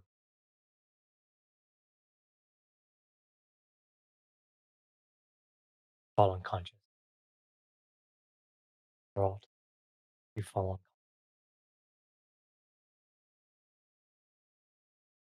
As this happens, we bring everyone out to the thing. First of all, just to give you a little You blink once. You blink twice. Herald and Geralt, you find yourself standing same place you found yourselves before. In front of you, a cat.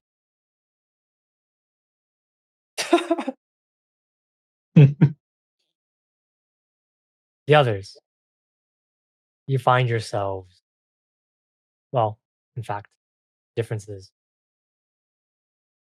Baltoe, you find yourself standing on top of the mountain. Looking down, you see that outpost, the one that Samuel had been in. And you look down at your fingers and your hands. They are completely red. There's a voice in your head that kind of tells you, Gus,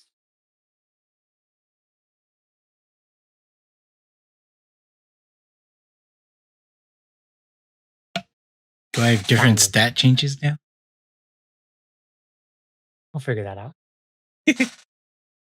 As the sound of a fairy echoes in you, you look down at this outpost and a single mission red. Red. Can you please roll me a will saving?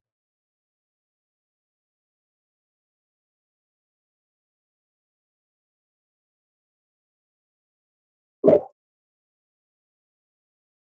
16. Okay. Next. Echo. Next. You wake up in a bed, like. Oh, You look around for a second and you look at the portrait on the wall. The sounds of wind and snow, sounds of frozen lake, some of it frozen, not splishing and splashing on the boats. You look at the portrait on the wall. The portrait of you, your father, your mother, standing, old. Mike, please roll me a will saving. Perfect. that is a 21. You look for a second and you realize that you're a fetchling. And two people in this picture are humans. You're not quite sure unless, like, some funny business is going on. But soon enough, you remember everything.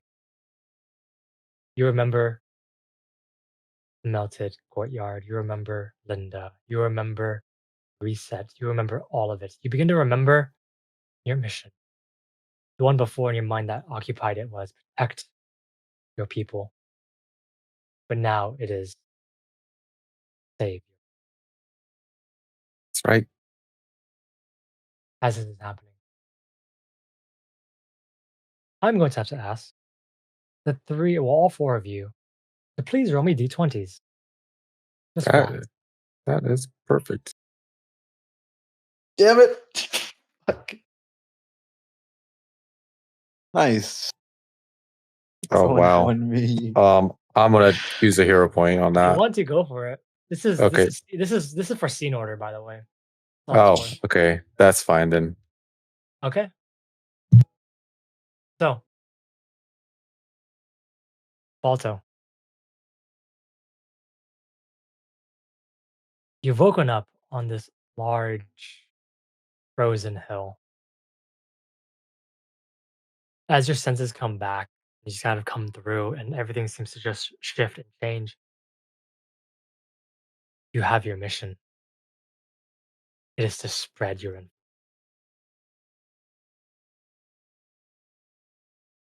You want change, shift. As you kind of just begin to walk forward, you hear the sounds of a very soft voice inside, like, "Hey, hey, hey, hey!" And you kind of turn around. You notice that there is an ice fairy next to you. looks over and she says, "Hey, hello, excuse me, Yeah, Hello? yeah. Who are you? Who are you? uh, who are you?" Yeah. In my palms. Yeah, you're not him. You're not the right one. Who are you? I'm the warden, aren't I? Baltoe. You see her close her eyes for a second. Um, hmm. She looks at you for a moment. She's like, right, right, Balto. Sorry, I forgot. Sorry, yeah, no, you can you please like not be like that, please? And she's like just kind of motions to all of you. Can you please not be your red self? You're not gonna be able to blend in like that. You know that, right? I don't know how to transform. Excuse me, say that again. I don't know how to turn back. But you've been the warden for years. What are you talking about? What? What's going on? Yeah. What are you talking about? Where are Come on. we? Where are we? What? What are you talking? We're on the edge Who are you? What's your of the name? outpost. My name is Emma, you dumbass. Emma. Are you okay? We just had lunch. Are you okay? Was there something bad in that she kind of looks back for a second. And you look back as well and you see that there is a corpse of a deer just half eaten. Was there something in that deer that kind of turned you weird? What happened? What's going on? No. What are we currently trying to do right now? Sorry. Well, There must have been something wrong with that deer. I can't quite remember what's going on. well, Big Sis told us to just go through, read your thingy, your black smoke thing, and just kind of, make sure that you can just, in case those pesky people come again, and you can just, slit their throats and murder them. You know? You okay? Black smoke thing? Yeah, the one that you like breathe into people and you can just like, just take over who they are and stuff like that. You don't remember? Are you okay? Like we literally just and she kind of turned back for a second. Behind the corpse of the deer is a corpse of a person. We just like did that like right now, just like in like less than 30 minutes. We did that. Corpse of a person. And I look at the person. It is a hunter of some kind. The face Just has a been random mauled. person. Yeah. Unless you want to go over there and investigate. Alright, I'll try to use my nose and see if I recognize the symptom. You use your nose. Roll me a perception check. You have a +2 circumstance bonus. Your nose is bigger now.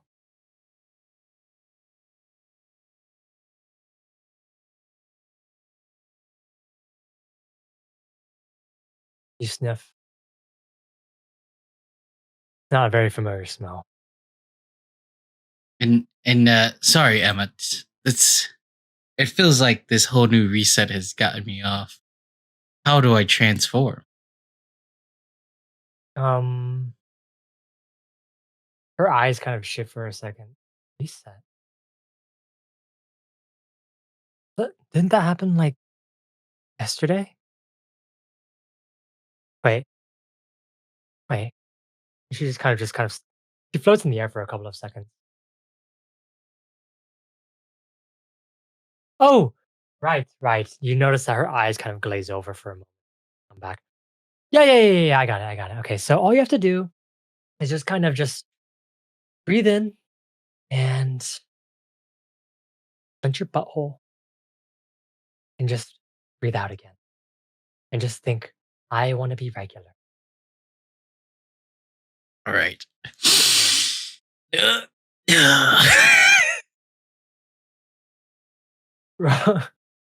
you you do that and you just kind of think, just regular again.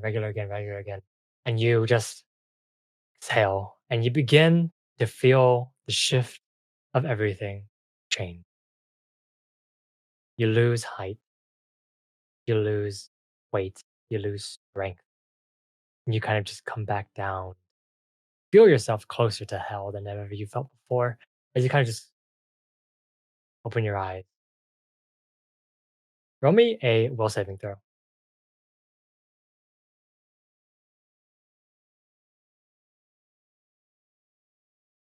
You look at your fur, still red, but you've grown to your regular size now.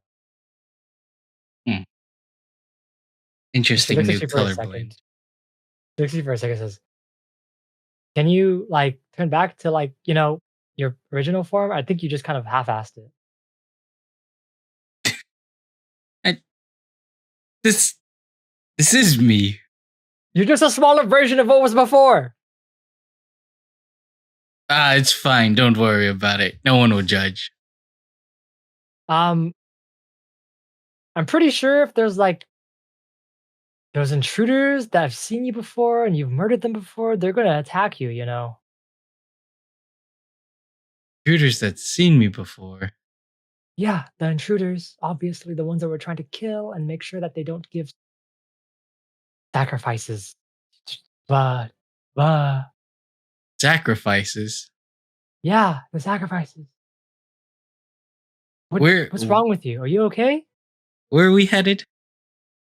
The outpost to spread your influence so that we can actually have a good vantage point of things to happen soon. Obviously. And this form won't cut it. I mean, you're just literally a smaller version of yourself. You're a small Redford dog. You were a big Redford wolf, and now you're a small Redford dog. So it's like, I don't know. I guess I'll try to transform into something else. Okay. And I try to turn into that hunter, I guess. I don't know. Or I can't think of anyone. Because I never met the warden, right? So No, you never. yeah, so I don't know how the warden looks. You never met the warden. You try again. The same exact process. Nothing changes. You still like this. And she kind of looks at you for a second. She's kind of just. She looks up at the sky. She kind of sees the sun. Is like, oh, well, we're late now. Well, if you can't figure it out, we just got to go in like this. Here, go take his cloak. Go take his shit. Just go take it. All Let's right. just say like all you're right. some new intruder or something, you know? Well, once I speak, they might know who I am. Yeah, sure. And she kind of walks over. She kind of flies over to uh the cloak, and she kind of pulls it out. And she says, "Here," and she kind of tosses it to you. And as she tosses it to you, you just kind of grab it for a second, and it is just soaked in blood. Like, just like impersonate someone that's super injured. They probably let you into the medicine place. Remember, that's our first target. You got to infect the doctor because he sees everybody. So come on. Back the doctor? Am I the warden or am I the red wolf? I think I'm just the red wolf. All right. Emma, do you know where Linda is? Who? Never mind. Let's go. Okay, yeah. You're kind of weird right now. It's fine. Right, let's go. As two of you make your way down the steps on the kind of continue forward. Eventually you do. Oh, has this not been activated this whole time? God damn it. Must be here. Anyways, we kind of come back down into the wall as you kind of just come over here. As you gotta come to the edge of this outpost and kind of come down Baltoe with your little fairy in tow. She kind of flies to you and she kind of flies into your little bag and she kind of just hides in there for a second. And you just hear this voice in your head. Okay, so just infiltrate, spread your influence, and we get the fuck out of here, okay? I feel like I'm supposed to be on a different mission. I don't know what this spreading the influence will do to help. All right. It's to help protect the intruders, dummy. Oh no, he's talking, he's coming. You see a person walk up to you. You recognize. Here's the guard that's the men that stopped you before. Kind of walks over towards you and just kind of says, Walt. Looks you up and down for a second. You're currently covered in a cloak that's a little bit blood soaked. He says, Are you okay? What happened? Just a little trouble. Don't worry about it. It was Anchor, right? Yeah. How do you know my name? We've actually met before. This isn't our first time meeting. I'm just under the weather today. He looks at you for a second. Kind of just. You've had your like hood on this time. Just take it off. No, I keep the hood on a little. He says, Cover my red fur. I don't recognize your face. Can you please take the hood off? I'm feeling very under the weather today, Anchor. But You are covered in blood, my friend. all right. The blood may have stained me a little bit as I take my hood off. Roll a deception. Fuck. It's like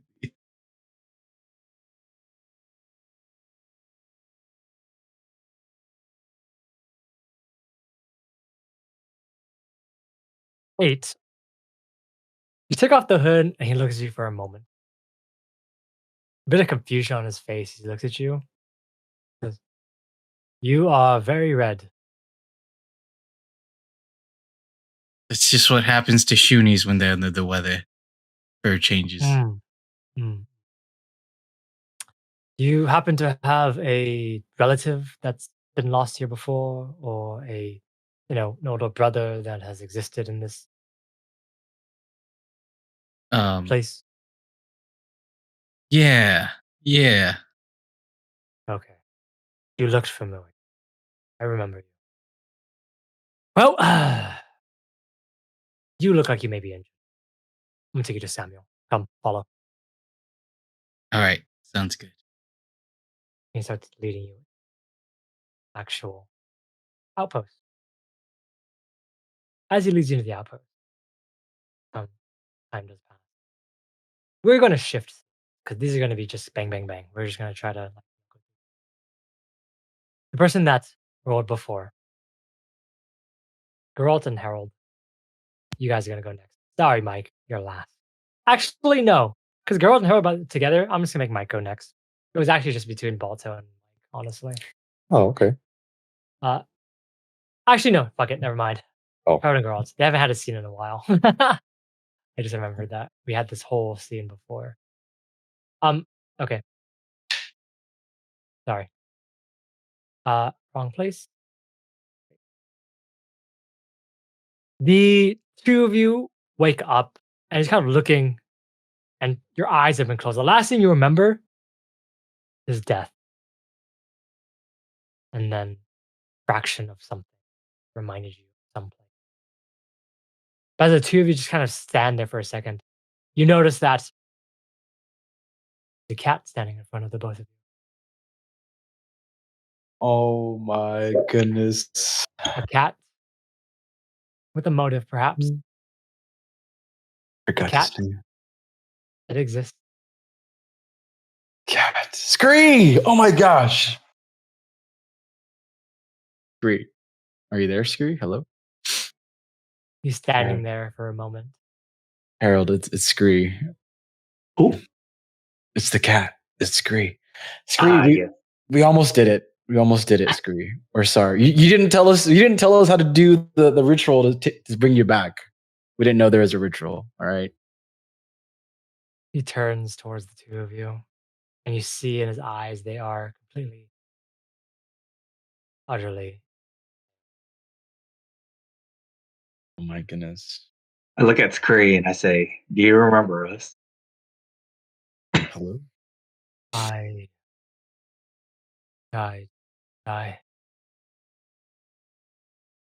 Yep. Do you remember us though? You didn't bring me back. Because Well, you didn't tell us the ritual. We didn't you didn't know. tell us how to bring you back. I am now on my. I'm on my 9th life. Final piece. You see him just sit down onto the. Is it? I'm going to die. No, you're not. Last life. You won't die if you tell us how to bring you back. No, There's no more. it's the blessing, Herald. Like the 9 lives, like a cat. It's Ah, yeah. He's on his last life. nice. Well, we need to get that vial of fire. Actually, not poison. I'm sure you've seen what it was. How come you didn't tell us what it was? Oh no, you said you didn't know. Well, that vial is ever burning fire. Whoa. I move Herald. No, not Herald. Geralt. And I whisper to him. I say, don't you think you're telling him a little too much? It doesn't matter. We're gonna get everyone out. He deserves to know what he's been delivering. Does okay. All right, let's do it. I feel like this might back. But anyways, we're gonna need that again. This time we know what to do. He reaches into his pouch, grabs it, and just tosses it. Whoa, onto the- whoa, onto the whoa, snow. Oh, be careful. whoa. He just tosses it very carelessly. He's like, just take it. I was on my 7th life when I met him. It took me another life to bring it back. Without the ritual, I had meant to tell you, but I didn't. So that is. I'm just a mortal. You're just a cat with the motive. Survive. It's always been what I wanted to do.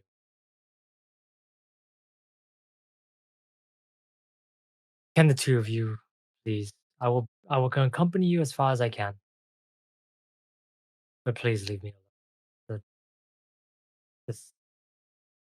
This hero's journey you're on. Please. Alrighty. You'll stay in the outposts. Let's get going. Onwards to the castle. Come on. I whip the oxens. Yeah, the oxens just apparate into existence and walk over ah! And you continue forward. As you continue forward, you begin to kind of make your way. And as you kind of make your way, time passes. As time does pass, we go to our other friend, other individual. We go to Mike. Oh, hello. Mike, you have woken up. You've kind of going along. And he's kind of woken up and go downstairs and just kind of just, you know where the food is. You know where a lot of the things are. You know what you're supposed to be doing throughout the day. But past all that, you remember everything. And you realize that, fuck, what are you supposed to be doing? Question. Me? I am supposed to be gathering the town people and looking for the man. My tasks were to, let me see, gain strength, capture them out with the scar, and rally them. So I don't know what gaining strength means.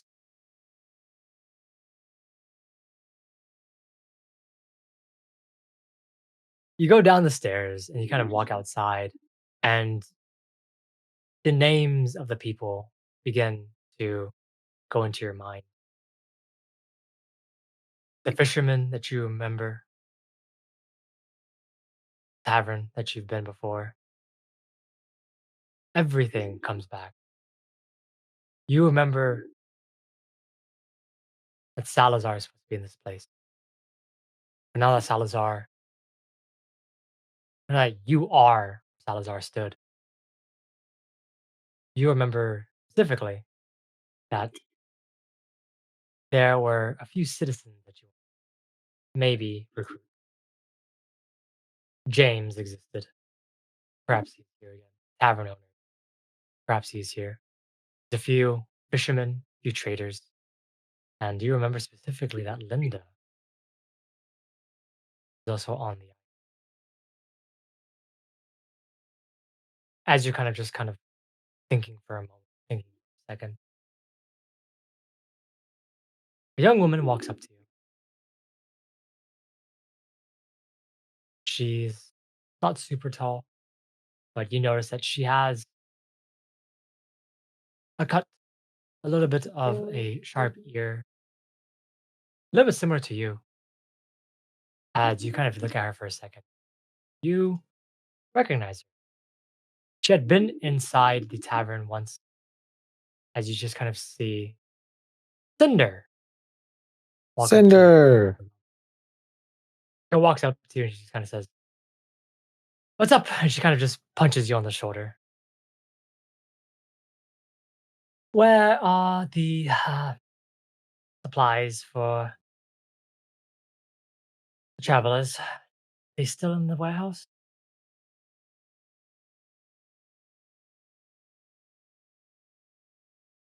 Crafters. A warehouse? How Supplies. many? Oh, supplies. Supplies, yes, the supplies. You okay? Let's You go look check a look. I'm sorry. It's just been a long night. long night? You went to sleep at 7, my friend. I normally sleep at 6. Oh, sure, fair enough. Sure. Oh, come on. She just kind of walks over towards the mills, the warehouses. You better make your way over, and she just kind of leads you to a place. She kind of walks forward ahead of you for a second. And you kind of make your way towards where the mills and places are, the warehouses. And you kind of walk over, and you see that there are a couple of groups of people kind of walking around. You recognize a few. You see a couple of individuals. Thanks for the like, Melina.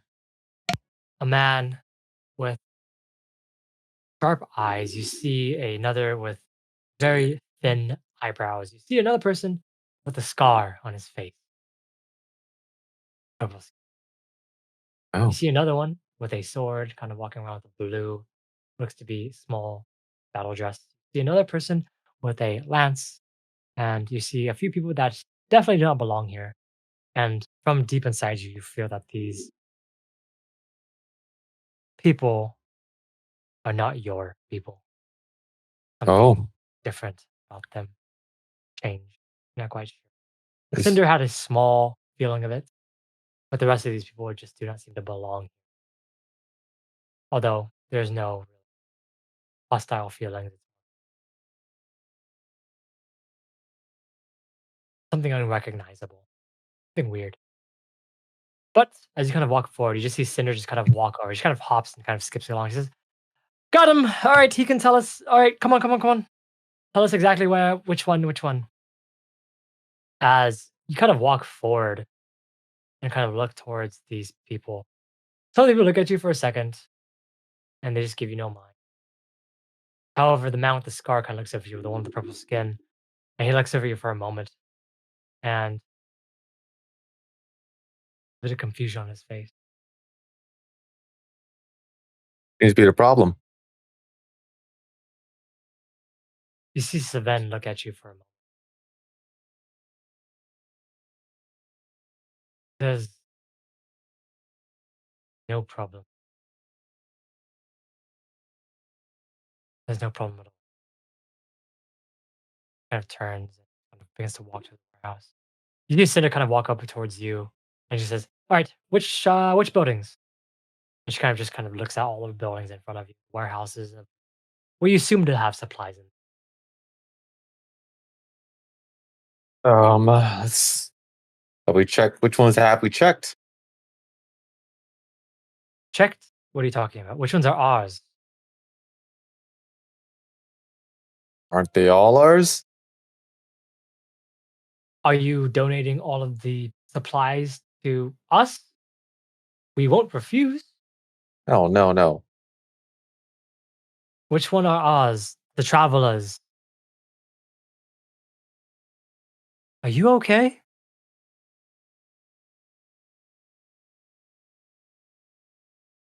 There's a moment in which you just kind of think for a second. Roll me another will saving throw.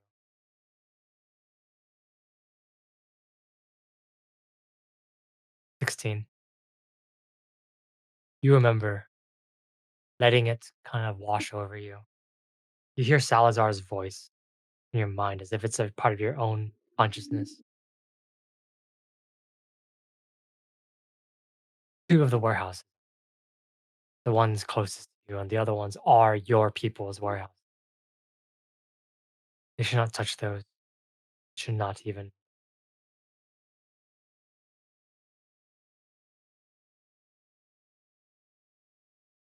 The one closest to me and what? The two closest warehouses are the ones that you've decided to give to the travelers, the intruders in the city. Oh, then I snap out of it and I go, oh, yes, Cinder, it's these two right here. You point at them, she just kind of nods for a second. She's like, okay, well, sure, fine. Fine. Boys, it's this one. Make sure to, well, protect it from the blizzard. I've heard that there's going to be one coming soon. You see some of them nod for a second. All of them begin to move forward, and as you kind of begin to move forward, you see Savend kind of standing at you and look at you in confusion for a second. But eventually he turns and kind of continues down towards the help to the warehouse. Mike, again, in your head. Protect your Mm-hmm. protect your people. No. Protect them. Snap out of it. Is there some sort of log that I can check back at the mayor's house? Like a So, diary or something. Yeah, a sure. diary or something, just so I can get the ball rolling. Yeah, sure. You make your way back to the village. You kind of make your way along the path. And just kind of make your way back and just kind of leave all the travelers so they're doing their own things. You go back into the house, you open the door, you go back up to your room, you check one of the diaries. In front of you is a few pieces of paper. One of them specifically is a contract. The fishermen, the deeds, and things like that. The timing contracts they have negotiated with you to fish on the lake. You see that first of all. You see a few names. You see Darren, Darian, Darren, David. You see a bunch of the dwarves, and then you see Linda's name on there as well. You see another log as you see like a few pages of paper where there is a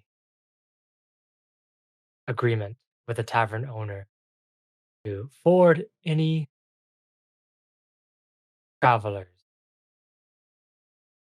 to one of the room tavern to scan for any danger seems to be. But you see an agreement between the tavern owner itself that any dangerous traveler are to be put down by James. Although the paper is old, weathered, signed by yourself. But you remember again that this piece of paper was even enforced during your father's time.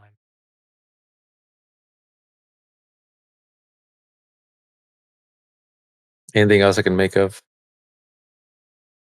Yeah, roll a perception. Of course. You remember a few other details. You remember that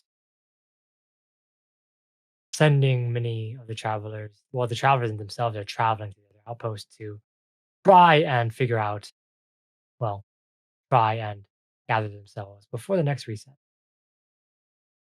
It is a difficult journey. It is one that usually definitely are not supposed to go on because your people are here. You remember again that there is a, well, specific note given by somebody. You're not quite sure. Scrawled and written in what looks to be playful font. find a successor. Traveler, which has the disposition to become the.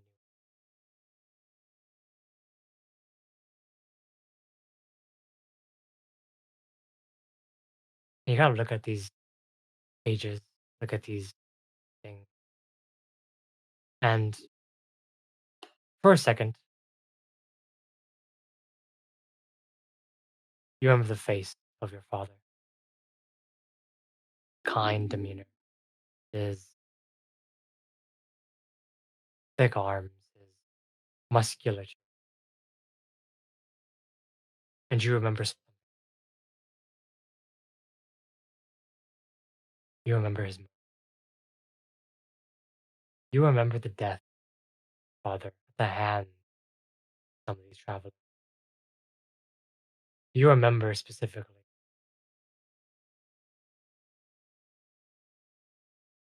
You remember. You remember. You are.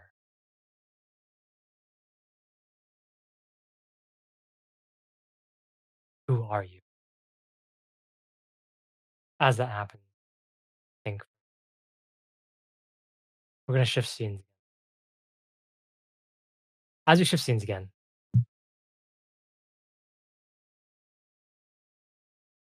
two of you find yourselves at the edge of the walled outpost. You begin to make your way along the path, and as you kind of go through, you find yourselves eventually at the very corner of the outpost. Kind of make your way along the path, and as time begins to pass a little, the two of you, Geralt and Herald, and Screes, make your way to the edge of the far wall. You see the guard in front of you, standing there, arms crossed, kind of just breathing out puffs of cold air, puffs of warm. He looks at the cart, looks at the three of you. He just kind of nods for a second. Says, all of you, halt, please stop. As the oxen stop. He walks over towards the three of you and just kind of says, again, looking at Screes. Screes just kind of looks at both of you first. Kind of nods.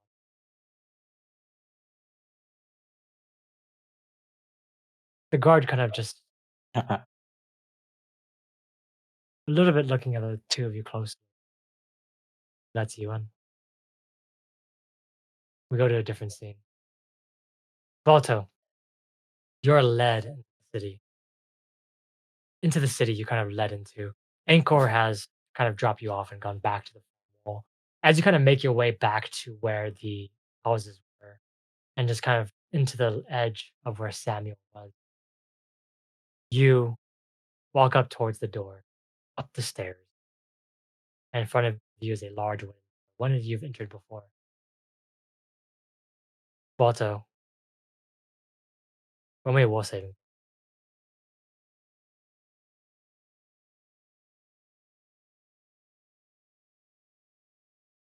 13. Would you like to reroll that?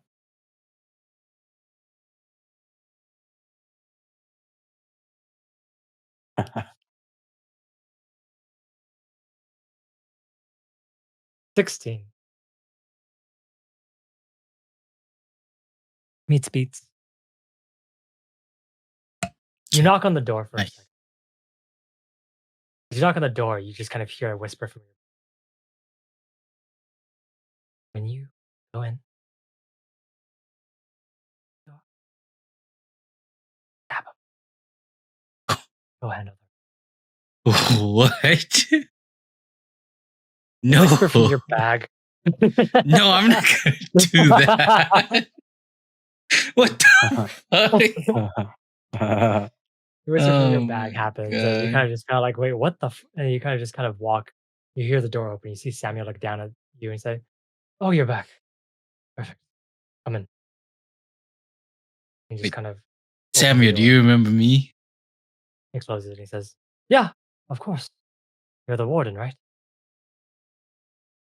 Well, yeah, I guess I am the warden. Yeah. Well, and he kind of walks over to one of the cupboards and kind of just opens the cupboard and just kind of pulls out a box. In the back of your mind, you just kind of hear, No, shut up. and you just kind of just, as you just kind of see the Samuel kind of walk over and he says, the, he kind of pulls out the stone. It's a large white stone, it's a large red stone. And you recognize the shape. It is the same shape as the stone that Mike had picked up before, right before that all happened. The Aeon stone is not working anymore. Do you have any replacement? I don't know. Don't think so. What is the Aeon Stone for? Um, to heal people? What are you talking about? Oh. Have you seen Linda anywhere? He looks at you for a second and he says, Lin. Blue Oh, giant. you mean the Comes giant? around here sometimes. Drink A at the long bar. time ago, perhaps. She's not been here for a while. She fishes. Anyways, I need the replacement because the stone is beginning to. He kind of shows you the stone. It's cracked. Any further uses of this will shatter. Oh. Have you found any from any travelers that have come by recently or no? One of my companions have one of those stones. White one. Companions? What are you talking about? One of my followers. Sorry. Oh, one of your spread. Okay. Tell them to bring it in, please, so that we can use it to heal enough people. All right. Yeah. Samuel, would you be able to? What if I told you that this is the last reset that's going to happen? He looks at you for a second. He's just kind of in confusion. He says, "What are you talking about, my lord?" Samuel, I tell you this because I trust you. I'm quite Doors are sure we've closed. had a long history. Gonna stop the reset. It's gonna be the final one. I need you to assist in evacuating the town by the next coming week.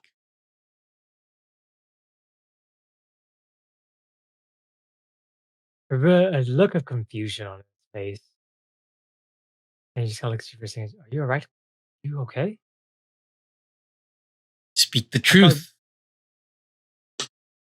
I thought we came to this reflection to get away, not to do anything.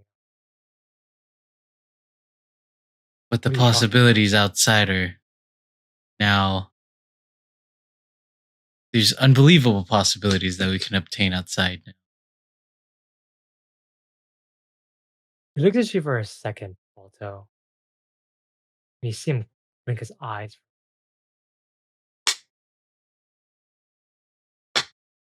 Roll me diplomacy. They have like a unknown circumstance bonus to it. Nope. 10. Yeah, I'm horrible at Please bring your follower with the Aeon Stone as soon as you can. That'd be very useful. Continue my role. Kind of turns back around. Oh, right.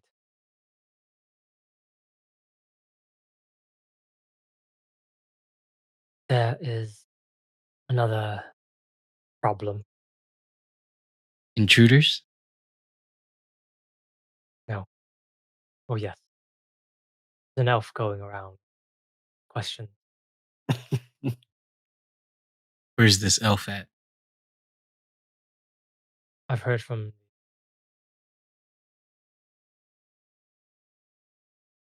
the elf is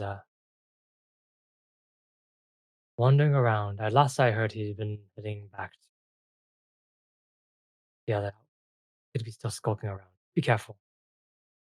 If you die, then reset is absolutely worthless. No, careful. All right.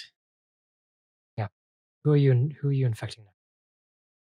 What citizen? That is for me to know and for you to find out. Taking my leave now. Just complete look of befuddlement on his face. As in the back of your head, you just kind of hear, stab him, what are you doing? No, It's been here long enough. he still has good influence here. What do you mean? What are you talking? Just stab him. And you just kind of just turn around and you kind of leave. As you kind of leave, just kind of just end up exiting the room. You just see the fairy go up from your bag and she looks at you for a second. She says, "Excuse me, that was very weird." I'm trying. What if we don't have to spread for this reset? What if we just do it on our own? What are you talking about? What if we're done with the reset? What if we're done resetting things? What if I don't. What are you? You know that we worked all this time. I know he's your friend. I know you've been his friend for a while, but he's been playing his role very good and finally incorporated all of the frost into him.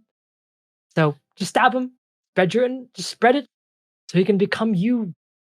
It's just an insurance policy. What are you doing? just trying to do things different this time, Emma, okay? Things different. You see her just kind of look at you for a moment. And she kind of just, Would you trust me if I told you that I have a solution that's to stop all this and to set things right? thought you came here to hide, continue the dream. I'm done hiding. After what happened last reset, I'm done with it all. Okay, that's fine. I'll see you at the end then. Are you with me on this or no? She starts floating upwards and she says, "This is the only place I can exist." What if we could do it differently? What if we could close it? Flying No. upwards, No. She just- Emma, come back. No. and she leaves. Comes a piece of snow and floats along the way. As this is happening, Herald and Geralt, you make your way into the city. It's gonna make your way into the city, and Breeze just kind of just still on the oxen cart. He just kind of looks at the two of you and he says, "You have the poison. You have the oxen. I'm going to stay here in the tavern, drink myself, hopefully not to death, and that'll be it, right?" We got this time. Harold and I, we got this figured out. Yeah. Round 2 with the warden. This time, we know what to do. We're just gonna find everyone and then do the same thing. I think we'll be fine. But better. Plan A. Exactly. Plan A, but better. Breeze Wonder just kind where- of hops off for a second. He says, "Good luck. Hope the next time we wake up, we'll find something better." The next time we wake up, we'll be in South Camp. Scree. Don't worry about that. Where? Oh, there's a camp They named outside it. this. They named it South Camp. What kind of stupid name is that? That's You'll what see. I said. You'll see. It's pretty magical. All right. Is it? Wait, is it located in the south or is it like a northern side and you just name it South Camp? Like ironically. It's south of Borgbal. South of Borgbal. Oh, so it is just a very stupid name. Yes. Whatever. He just kind of just turns and walks away, heading towards where the tavern is. The two of you now on top of your oxen. What are you doing? Should we stop somewhere? Where are we exactly? You guys are like in the middle of the far wall outpost, so the second one where you guys escaped, if you remember that. Yeah. And it's kind of, considering things to do and things. So can I have both of you roll perception checks for me? Yes, I would like to do that. We need to find our friends. Where the hell did Kosu J go?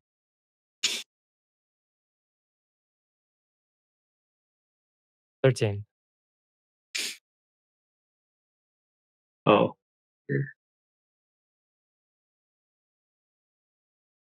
18. Geralt, you look around and just kind of think about like, okay, looking for your friends, scanning for your friends. You see no one you recognize. God damn it. Herald, you look around for a second and you just kind of look and look and look until you see a small figure, the same size as another figure you recognize. However, this figure's cloak is covered in red splotches and blood. They seem to be carefully walking along the river, as if cold hurt their own. You see this person kind of just walking along, exiting from one of the sides of the buildings, far off in the distance, specifically where the place that Sid had been at one time. Sid. I tell Geralt to follow me, and I head towards that area. Wait, let's park the oxens here then. Yeah. All right. They're not going to go anywhere anyways. Hopefully they don't. No, because they're on a schedule or something. Oh yeah, that's right. You get off the oxen, you kind of park them somewhere, and you kind of begin to walk forward. You go towards the area in which Sid had been at one time. As you kind of walk towards this area, you see the figure that you noticed before, kind of just walking towards each other. Baltoe, you see two people that you recognize.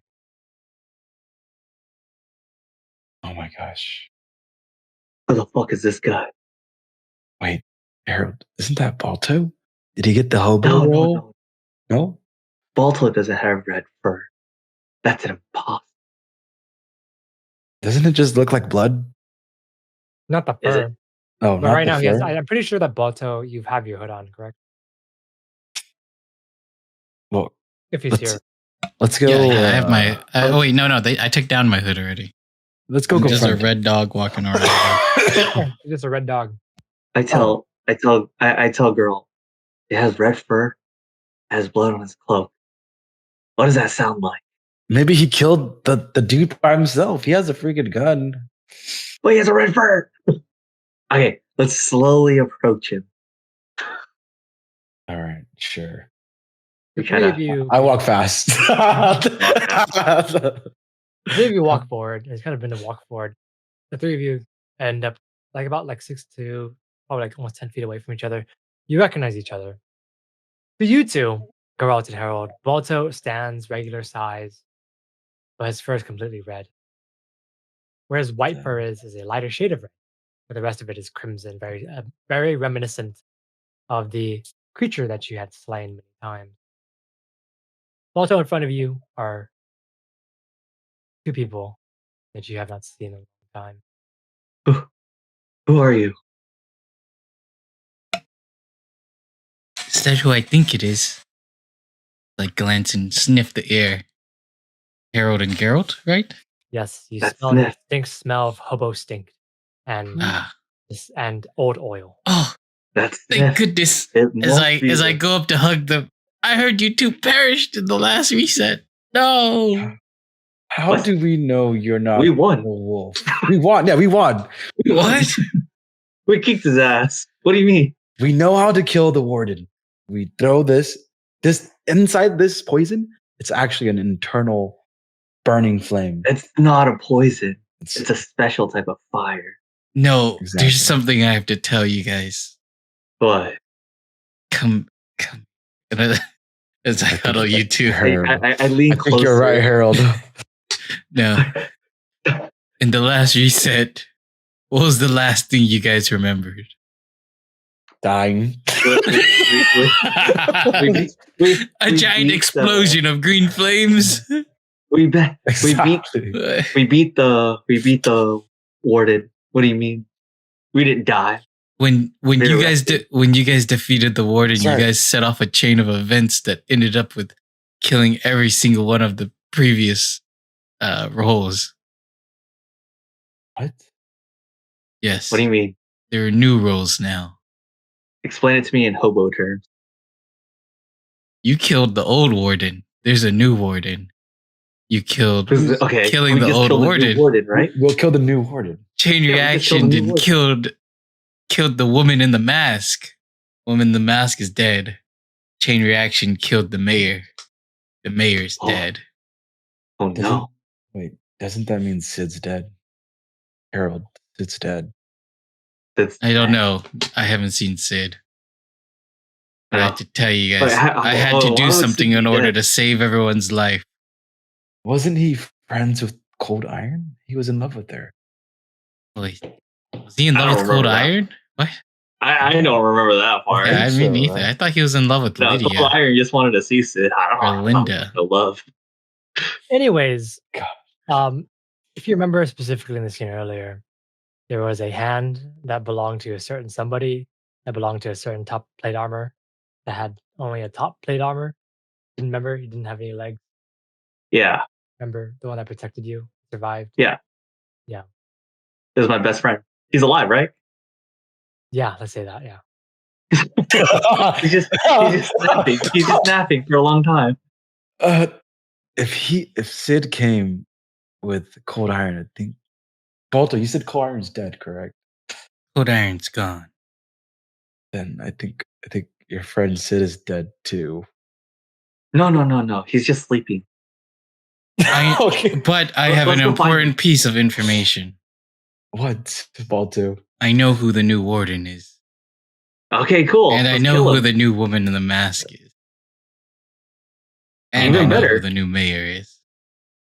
Oh, you are so reliable in times like these, Baltoe. Exactly, Baltoe. We know what to do now. We could just tell us whose ass we must kill. The new mayor is Mike Hawk. Okay. We know where to find the new woman in the mask is Ellie. Perfect.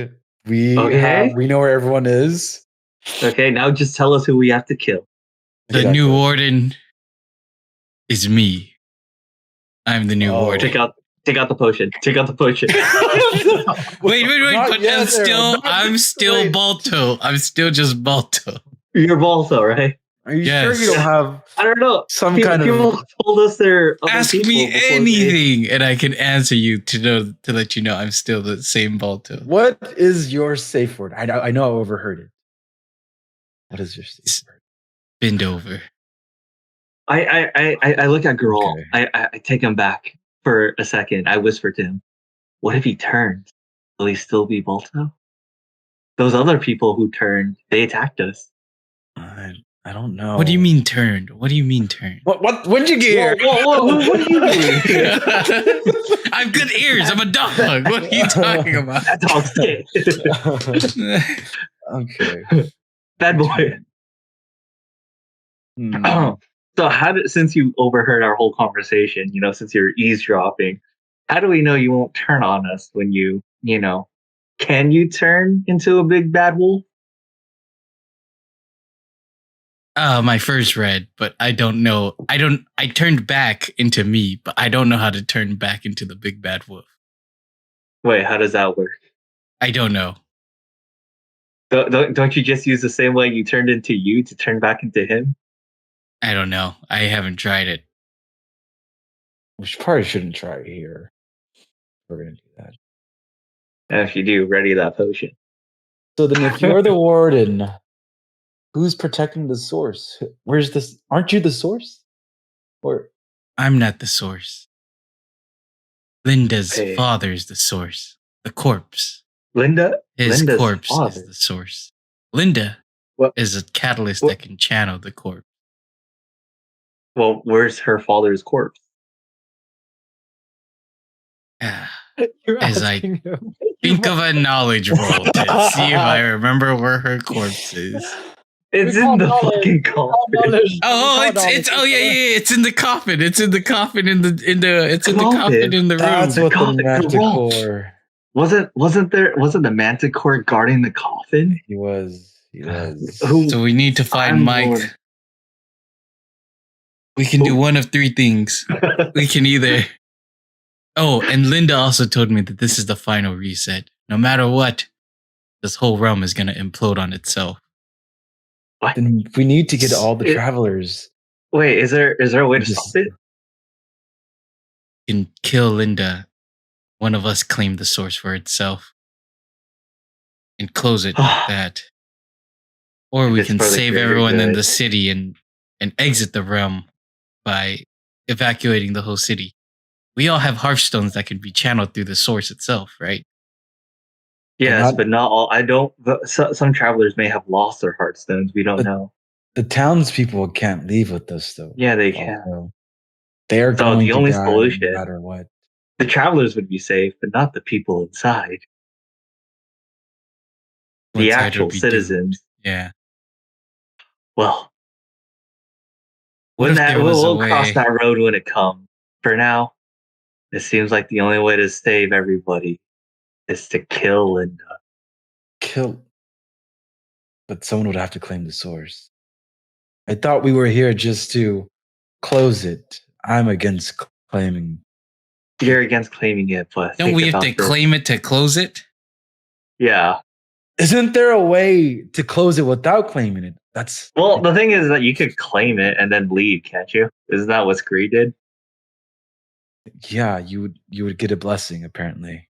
Yes. So. All right. One of us just claims it, and then this realm will be safe, correct? Well, we know where claim it. We claim it, and then we close it, right? Yes. So, for some reason, the source's power doesn't make. I mean, if we kill Linda, is something supposed to happen for us to become the new catalyst from it? Well, first, let's set one thing straight. According to what you said, we technically don't have to kill Linda. We just have to kill her father's corpse, right? If we kill her father's corpse, it'll channel Linda into remembering everything and her ability into setting the reset again. So it's better to not. So you want us to kill Linda? So if we kill Linda before then the source's power won't be able to be channeled by her, thus allowing one of us to claim it. Okay. But we would need to draw Linda to the castle. Because the only way... Don't you guys have Sid? Sid's her love or something, right?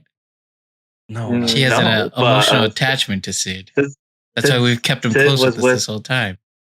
Sid's always with Mike Hawk, though. Should have been.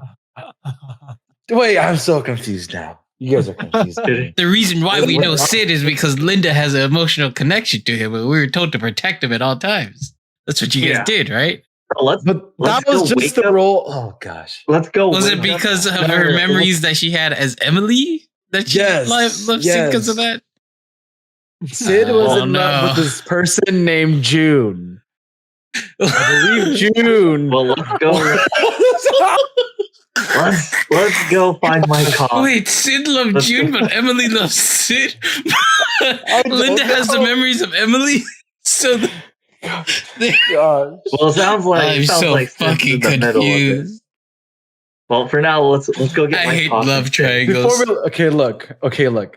If we're going to kill Linda, we need to lure her near the corpse so that we can claim the source when the source activates. I have more information. I know Kosi J's headed to the outpost where Linda fishes.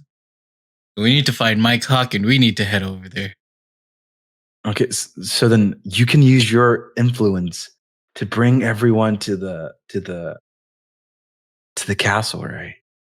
Right. In order to use my influence, I have to kill the person and spit a black smoke into them.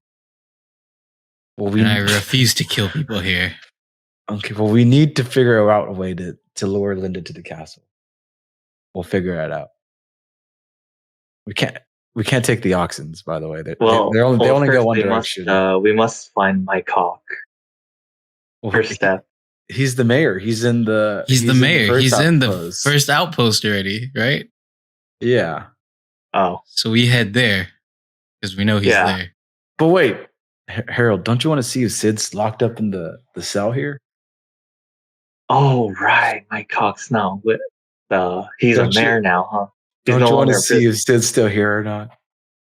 Yes. All Let's right, go. let's go. I'll go I myself. agree with that. I'll go No, myself. bring Harold. Bring the freaking warden. He's the warden. Just bring it. I'm the Oh, warden. right. Baltoe. Yeah, let's go Yeah, check all out. right. Let's Let's all out. go. All right, we go to the cells. We're off to see the wizard. Walk towards the guard kind of like building. Walking over there, you go to the front of the door and you kind of just get stopped for a second. Can't go in there. Baltoe. I mean, warden, sir. Monster. Hello, it is I, the warden. Let us through. Looking for a prisoner to question. Looks at you for a second.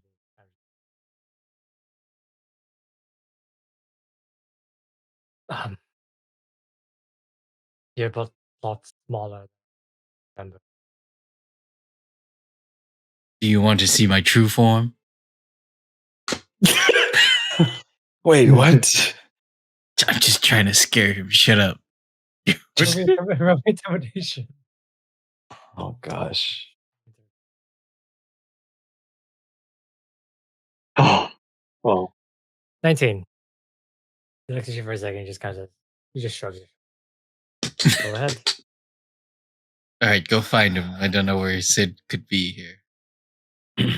I've never been to Wait, this prison either. I know Sid's smell. Let me sniff the air real quick. And Perception.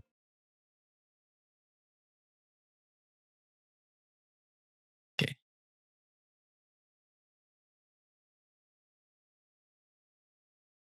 $18. You begin to make your way, and you kind of just In my bloodhound heritage. What the hell's that? produce a critical success. You don't smell Sid anymore. Sid's not in here. He must be at a different prison. I guess. Alrighty. Oh wait, that's the wrong information. Yeah. Hold on. You send. Yeah, you find out the company's stock price. yeah, sorry. I was doing homework. You open a Bloomberg terminal and outside the game and try to figure out the stock prices at NYSE. Anyways, you don't smell Sid. Sid's not here. How about we ask the prisoners, or not prisoners, the jail keepers. They must know where Sid is. You see a few people sitting around along some of the tables. You see like a couple you recognize that you've seen around before.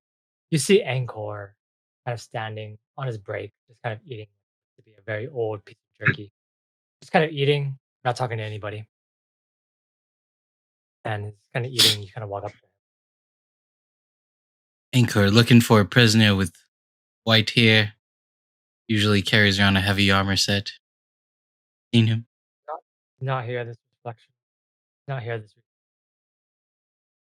Oh. What do you mean he's not here this reset? He didn't appear where he. Did Maybe his role's changed. Maybe he's in the other outpost, Herald. Maybe he's drinking there. That's why we saw him first.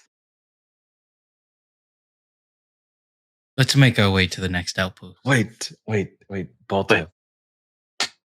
Are we trying to save the rest of the travelers? If so, I'd say you can, whoever you're friends with here, we should tell them to make an announcement. All travelers meet at the castle. Outsiders. If not, we could leave them, but I have to spread my info. no, you don't have. You're the warden. They'll just listen to you. No, I got questioned and called dumb already. By Just Just tell whoever, maybe the doctor. You could. I'm not the type of guy to tell people what to do. Look at my size. Do you think people will listen to me? Well, you're the warden. Just tell them maybe the warden is inviting all the outsiders to come to the castle. All right. And then once that happens, we can kill Linda. All the travelers that are there will be teleported back to the main world. Okay. Hopefully. Are we doing this? But it's up to you, though, Baltoe.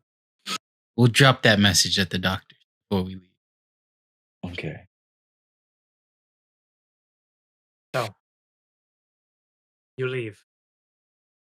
Guard. Doing. We're gonna What is happening? tell Samuel a final message before we leave town. Okay. Anything else you want to do in town before you guys leave? Is this the same town with the tavern keeper? No. No. This town where Salazar was working at the tavern. Oh yeah, Salazar. Yeah, Salazar, right? Oh, that one. Yes, it is that one. Should we go talk to Salazar? Yeah, I think we should. Maybe stock up on some resources. All right. All right, sure. Oh, well, let's If just he's tell still cool Salazar with to it. tell people then. It's fine. Oh, you're Yeah. right. That's okay. Let's go. You walk over to the place that you had escaped from, the large tavern. Kind of walk over to that area and kind of go along. You end up reaching it in a bit of time. You kind of walk inside and kind of the door. You look around and you see that the tavern keeper is there. There's a young man waiting. Not Salazar. Not Salazar? No. Who's the new barkeeper? You don't recognize his face. I go, barkeeper, do you know who I am?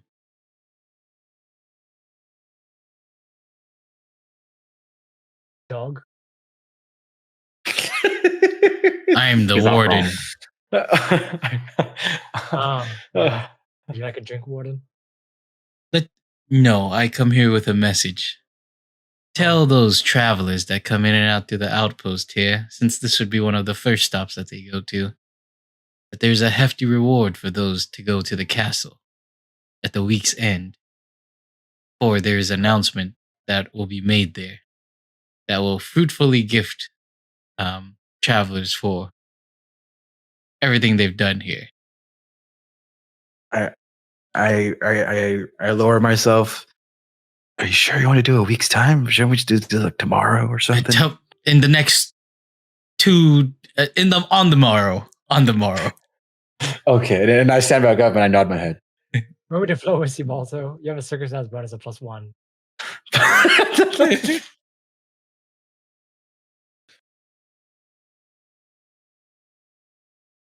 18. He looks at you for a second and just kind of says, I can tell them. They're not going to listen, but I can tell them. Right to flyer. I rip a page out of the empty side of my spell book, and I write, and I try to make a poster of what Baltoe said. Okay. That takes some time, but you can. All right. That's No. one thing. Nope. Aren't you like a I asked scholar or the something? barkeeper. Do I have a what? Aren't you a scholar or something? Is that why?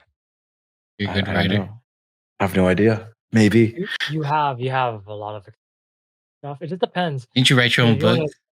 I'll say this. Do you want I did write my own book. Possible for it to fail. Oh, No, I don't want to roll. I just want Barkeeper. Have you heard of the name Salazar? Salazar, isn't that the name of the mayor from Tunnel? Who's the mayor of this town? We don't have a mayor. We're an outpost. Is it? All right. Should you know this, Warden? Like, All he's right. shaking his head in confusion, like, what the fuck are you talking about? Okay, I'm done here. Anyone else have questions? No. Pass this to the travelers. Show them this. I put it on the barkeep table wherever he's at. Okay, let's use my new authority to get a wagon to take to the outpost. You're right. Let's do that. Let's get some horses. Go to the stable. Let's go. Alright. We're gonna go I'll to say, okay. yeah, I'll say you kind of walk over to where the stables are, and I'm like, I'm the warden. Give me your stuff. It's not that you're the warden. It's that you just have some authority against specifically some of the people that so you find that the authority is not very strong, but you are able to commandeer a horse and a small wagon eventually. As you kind of commandeer this, and the oxen are still left parked in the middle of the town. What are the three of you doing? We are on our way to the output to the city, right? To go and fetch our mayor. Wait, should I try to force the oxen to go the other way? We did it before. I mean, if you Or think no. you can, you can. Let me try. Let me just try. I'm gonna try to move the oxen towards the other outpost. Okay, roll me your survival check. Oh damn it! I can That's gonna try be- if you want me to try. No, it's fine. 13. The oxen don't move. All They're on a right, it's schedule. fine.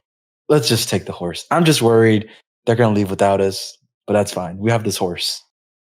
Herald, you ask the barkeeper, like, do you know Salazar? It's like, Salazar is the No, mayor. no, Grant already asked for me. I already asked? Okay. The three of you get on your carts and begin to make it towards the other outpost. As you begin to make your way, you come back. Our number one mayor. The only mayor. But he's number one. Mike, you spend a little time shifting some things, moving something. What have you been doing as you're the mayor? You know the names of many of the citizens. You know the names of like some of the travelers that come by. But you are left basically alone in your house for some time. What are you doing proactively to try and succeed in your Me, I am trying. I'm trying to find out how important I am to the people and how much they like me, and how powerful I am in terms of people liking me and listening to what I have to say. So I can tell the people to evacuate or, you know, Sure. Roll me diplomacy. diplomacy. Dude, man, that's easy. You sure you want me to roll diplomacy? That's a really easy one for Roll me me. diplomacy. You sure? Yes. Oh, that's an easy one, dude. I can do like athletics. No, it's diplomacy. Okay, all right. That's what you insist. All right, hero Wait, so point. reroll that. Hero point. Better. Let me do one more, yeah? Yeah. I don't know, guys. Are we still in the precedent? You can roll more than once. Oh, shoot, huh? All right, never mind then. Okay. Didn't he hero point to reroll that? You did already, Yeah. yeah. I did Oh already. yeah, we can't You- reroll twice. No, you take it. You can't reroll twice? Damn. You go around, you talk to people, you spend some time getting a gauge on how much people like you. Mm-hmm. You realize that really the only people you have any pull on at all are actually the travelers. Yeah, you can prep your new spell. All right. The travelers. You find that the citizens don't really seem to respect you in a way where it's kind of like they seem to just really listen to you for very mundane things. If you ask them to evacuate, get out of here, they're not going to do it. You can already tell that they are just kind of like comfortable in their positions. The travelers do respect you, though. Cinder specifically as the liaison between you and the other travelers that exist. And they come talk to you. And the strangest thing about it is that they treat you like you're Salazar. They treat you like you're not a traveler yourself. It's extremely strange as you kind of like talk to them for moments at a time. And again, whenever a time of stress happens or a time of something you don't know, a voice in your head echoes, Salazar. as it tells you the right answer. Hmm. Time does pass. I would say that specifically that as things kind of like get rolling, you find it difficult to kind of like figure out exactly what to do. You've tried to rally a little bit, you try to talk to the people, but at best you've convinced the travelers with a couple of extra like, supply handles that they can mobilize a little bit for you, or just a little bit. For any more, you would have to actually roll more, talk to them more, do things more. But they will mobilize a bit for you a little bit. Savan seems to just have accepted. Although you've kind of find that eyes a couple of times you meet him. But I'd say that, well, first of all, is there anything you do on the first day that you're First day as a mayor, I just already let the travelers take Yep. refuge. So, Mhm. I'm just I'm trying to get a feel for how people like me. That's it.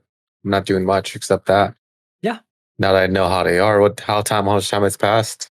I'd say that you can spend, well, I'll say this. It's going to take multiple days for the other guys to arrive here. Like, Oh, really? Oh, darn it. yeah. I didn't know that. It's going to take 4 days. Okay, I'm gonna try to woo my people. Is there anything I can do? Yeah, it's diplomacy. Just diplomacy. I'm just gonna roll diplomacy all these 4 days. I'll say this. Specifically, these people there are multiple ways you can actually make them like you. Okay. Mhm. There are ways you can be, you can be diplomatic to like convince them to like you. You can try to have it where you solve a problem with your intelligence for them to like you. I would say that you cannot do a backflip and they will like you. That's not what they want right now. So yeah, it'd be a way to justify living in a frozen wasteland. Anything you can like justify that way would be fine. Like a role of some kind. Like a survival for more hunting things, or like you try to reorganize all of their rations and for like intelligence or something. Use lore of like some other shit. I don't know. Like something to justify a role. Okay, is there a to-do list for the town? What would you think a frozen ice town would like? Don't walk No. You can use like imagine you can use athletics to like use your own like body to like move all the shit, the rations and stuff to like help them. Like you're on the ground floor helping them. That would help. You can do intimidation to scare like the tavern owner to give his supplies to all the travelers or something. I'll say this. Number one, as the mayor, there's a political stance. I'm asking you specifically to give me 3 to 4 different roles, a role for each day, basically, like for 4 days, Okay. to basically weigh um the favor with the travelers or the citizens. It just depends on which ones you want to like woo. Well, And you can woo both, obviously. It just depends on your roles. Like it's not like weighted between you choosing them or them. It's like eventually you have to like, get everyone to like you. That's 4 yeah, different no, roles that you want to try to justify. no, that's fine. Well, I think I understand what you're saying. Yep. First day, I will help my townspeople by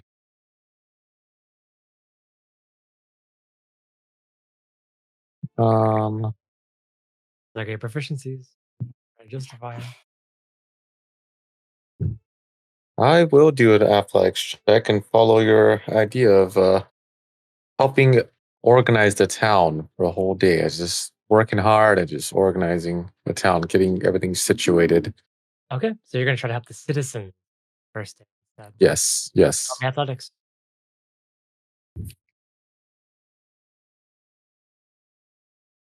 Nice. 29. Yeah. Easily done. You help the citizens kind of move their stuff around. Hands-on mayor is really what you are for the very first day. You realize that the travelers kind of like you already, but the Hmm. citizens seem to be very indifferent.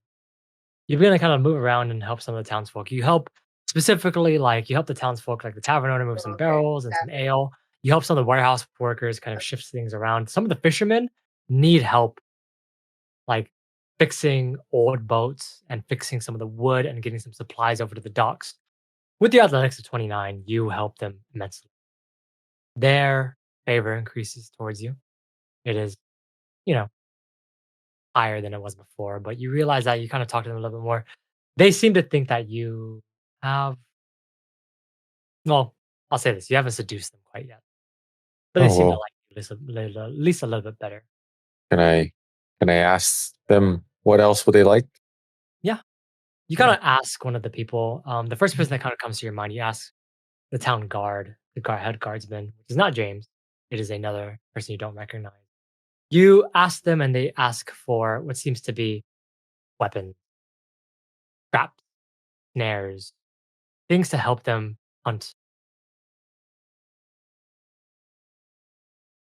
You ask the tavern owner, he wants supplies, fire, kindling, warmth, food.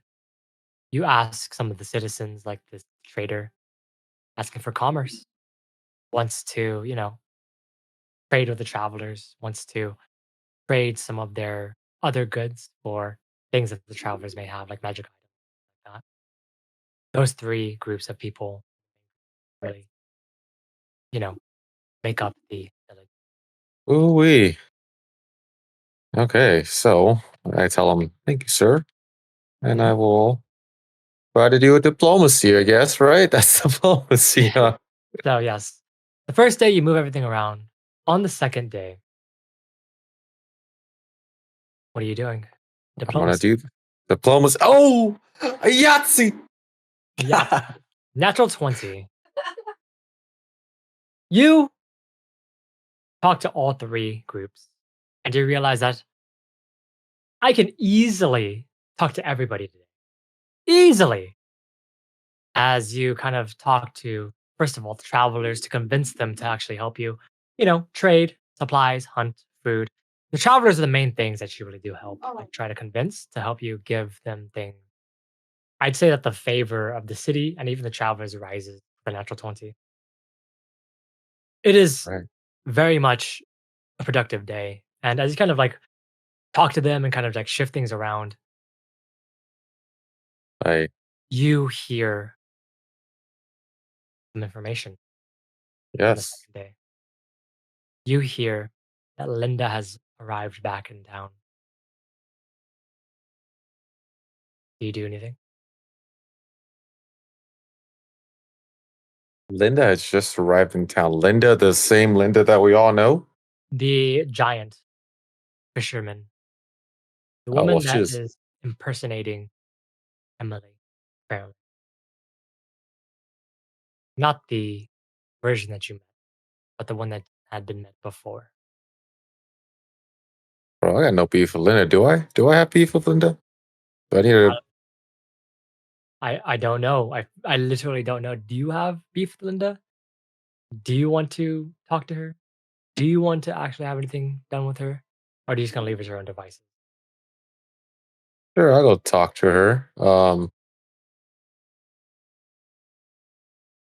Yeah.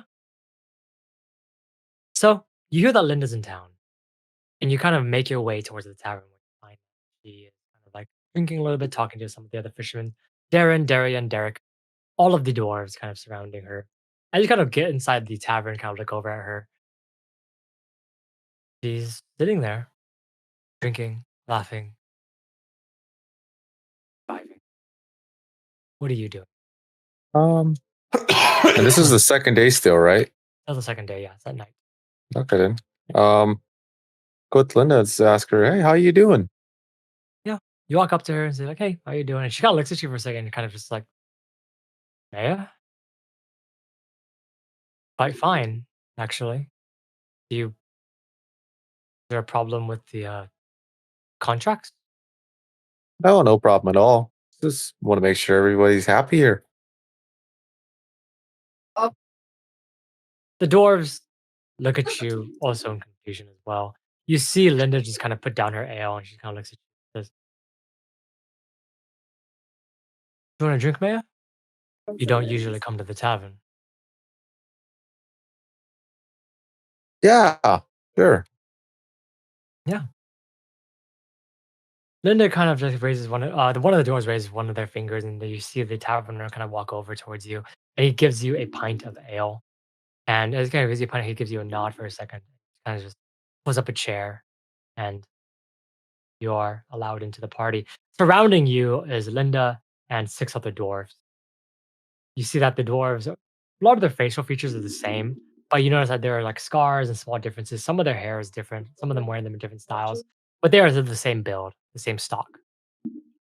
As you kind of just sit there, in the, like on the other edge, across from Linda, you just kind of just have this pint of ale in front of you. You see Linda kind of look at you for a second. She says, "Well," she picks up the pint of ale and she says, "Bottoms up then for our mayor."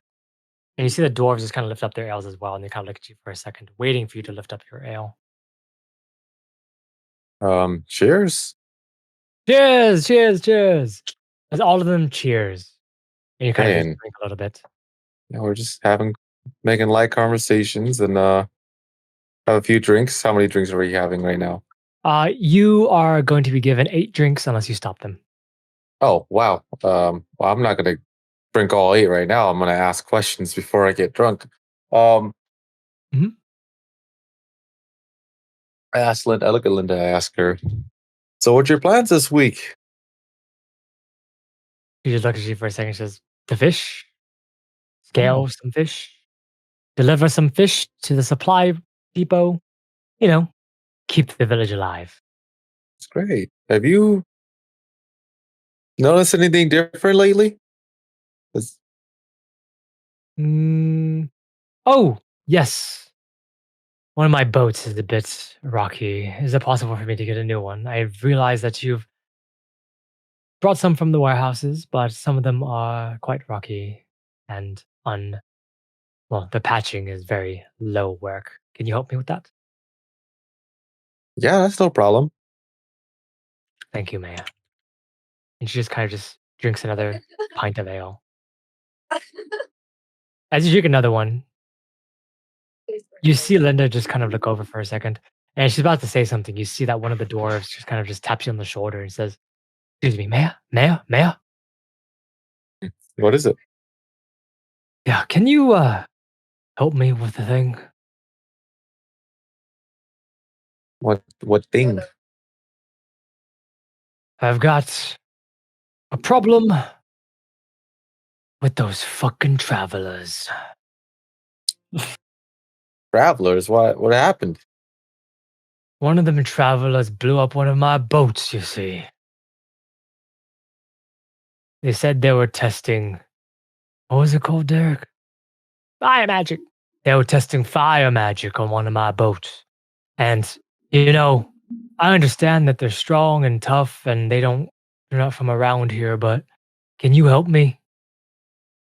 I just want to smack them once on the face, preferably with, and he kind of pulls out a mace. We don't need to resort to violence, Mr. Dorf. I think we can be civil about it, discuss it, and hopefully he can be able to buy you a new boat.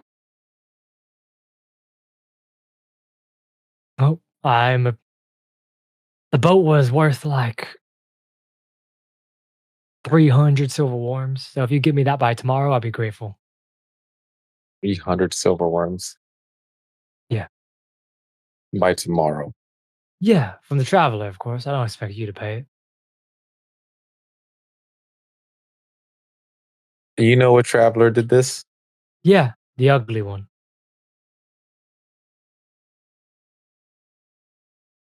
I'll talk to him about it, but I don't think you'll be getting it by tomorrow. Well, if it's paid off by like the end of the week, I'll be so happy. Thank you, man. I appreciate it. He kind of slaps you on the back. And I just kind of look at him like, sure. Anyways, ale. go back to turn around Linda again. Mm-hmm. You notice it? Has anybody been bothering you lately, Linda? No, I've been doing great. It's been quite relaxing, actually. Fishing on the lake is one of the most relaxing professions I've had. Why, Mayor? Is there a problem? Has there been a development, perhaps? I've just seen an elf, Cozy J. Oh, I've seen. Well, you're an elf. I have not seen too any funny. others. Yeah. No, not seen any other elves so far. It's been just me and the boys, just fishing. Yeah. Alrighty. And give him a nice toast and say thanks for all the hard work you guys do. Without you guys, we wouldn't be a city at all. Cheers to the mayor as they just kind of lift up their ales and just kind of drink. Any other questions? No questions at all. Having a Second good day. night. Yeah, second day passes by Yeah. pretty uneventfully. The third day, what are you planning to do as a mayor? Third day as mayor. You cannot use the same rules as you did before. Oh man, dude, I can't clean the town again. You can't clean the town again. You can't diplomat again. No. Oh, okay. Well, how am I supposed to help? Let me go. I was gonna help the travelers out, see what they need help with. Okay. You walk out of the travelers and kind of go over. They seem to be extremely. There's a problem in which they're trying to solve. The travelers have an issue with their supply run. It seems that one of the supply runs seems to have been ambushed by some wolves, some werewolves. Something seems to have happened out there, and it'd be really appreciated if someone could help track these wolves down to their den. Oh, okay. Well, I'd say I'm pretty good at tracking, right? My perception's +8. Yes, perception or survival, either one. Oh, my survival is +6 too. Kind of look at them and how many people are coming with me? Or are they gonna take care of the fighting, right? Yeah, they take care. I'll say that there's not going to be any combat for this. It's just going to be thank God. It's just for All right. flavor. That's fine. I'll tell them, oh, that's no problem. Let me come help you guys. Okay, roll me a perception or survival. I'll do perception. 18. 18. You pass barely. Yes, that's good. That's good. Yeah, it's meets beats on this one. You're able to find the wolf's den, and through a battle to the death, you're able to survive. And the travelers, without any casualties, are able to retrieve. Okay. Able to retrieve. Yeah, we're just hand waving a fucking battle to the death. I'm not gonna have to do it in person. Okay. With an 18, I'm saying that with an 18 is a pass with no casualties. Anything less, some travelers would have perished. Oh God. Yeah. As you kind of make your way back to the place, the traveler's favorability with you rises. At the end of the day, on this third day, you hear a knock on your door. Just a dunk, dunk.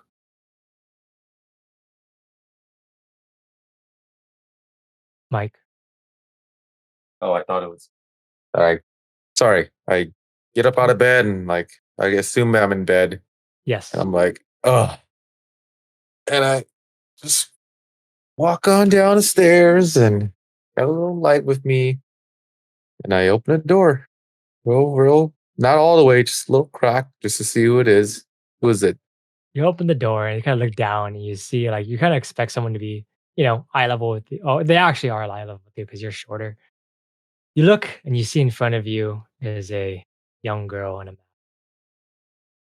mask. And you can see that there's frost all over her. She's walked through the snow. You can see that her hair is completely wet. And you can just see, like, she's just shivering in the cold. And she looks at you and she says, Mike, come in. Go get your butt in here. She walks inside the door. The door closes and she's kind of just, the mask comes off. And you see it's Ellie. She's like, I woke up in the middle of a forest. Oh my God. I came to walk over to find you. I didn't know where the hell everyone was. How did the other girl do it? My God, you're frozen. I know. You have warm water, please? Yes, no problem. I'm the mayor. I got everything. Thank you. I go grab her some water. Warm. Ellie arrives in the middle of the night. She seems to have walked from that middle area between both of the outposts, and she came straight to you. Oh, that's good. That's good. She knew where you were. She didn't know where everyone. I put some wood in the fireplace, get it all warm, burning bright again. Yep. She stands near the fire. She kind of just like completely just throughout the night. She was just warming herself up the whole time. Gosh. And yes. So, by the way, it's only a 2-day travel from where Cold Iron was met. So she took 3 days. So just letting you know. Okay. And at the end of it all, on the fourth day, on the very fourth day,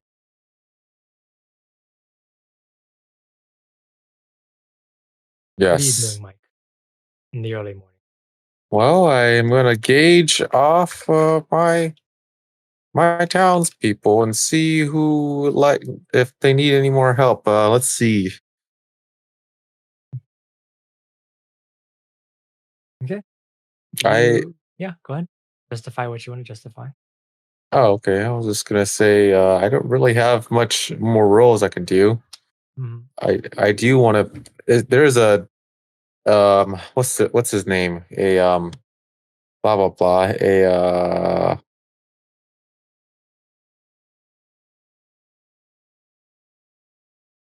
there's a Sorry, is there a wizard in town? There we go. there is not a wizard. No Ah, wizards. bummer, Um, bummer.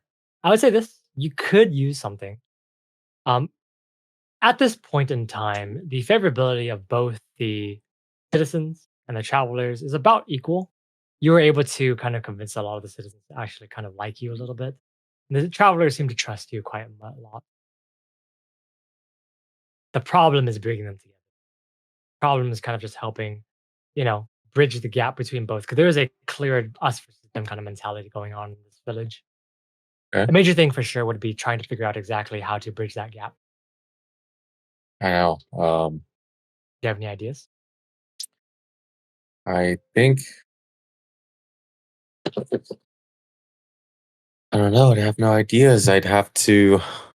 Maybe you'd have to roll society to find one. Yeah, I was like, I had to roll something. I'll roll society then. Yeah. I 16. think I'm gonna re-roll that one. Sure. We decided that we take the higher of the two, right? Yeah, higher. There we go. 25. Good rolls. Good rolls. So you find that the best way to get two groups of people that don't get along is to have festival, food, things like that. You know, a nice gathering of individuals to just kind of like get along with each other. Man, You're I the most knew it. proactive I mayor, knew it. I the knew most it. proactive mayor that's existed in the village for quite a time. As you start organizing this and kind of talking to the tavern owner to like, yeah, let's just have a party, basically.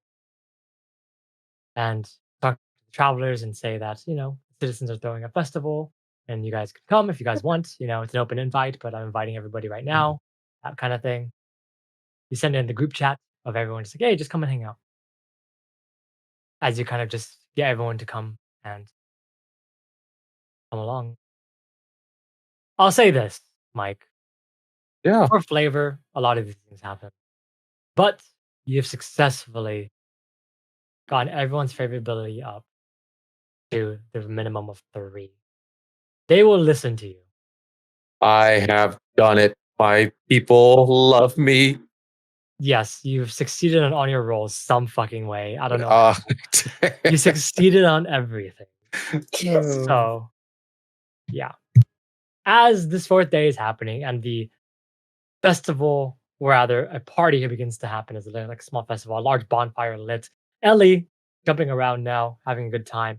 As this is all happening and like the festival and everyone getting along, you become a good mayor somehow. Even though you're a terrible, terrible elf. I've done it. As this is happening, the other people, the other 3 coming in with their cart and their horse, the 3 of you begin to make your way to the edge of the first outpost you've ever been in, the one you stepped foot in the very first time. The place that where you thought Ellie would be was empty. However, you did see steps and tracks and trails that led her to this place. 3 of you making your way along the path kind of going down into what seems to be the village off in the distance. What did you do? What did what did the three of you do during these days that you guys are traveling? Was there anything of interest? Any conversations? Anything else? Herald, Baltoe, Geralt.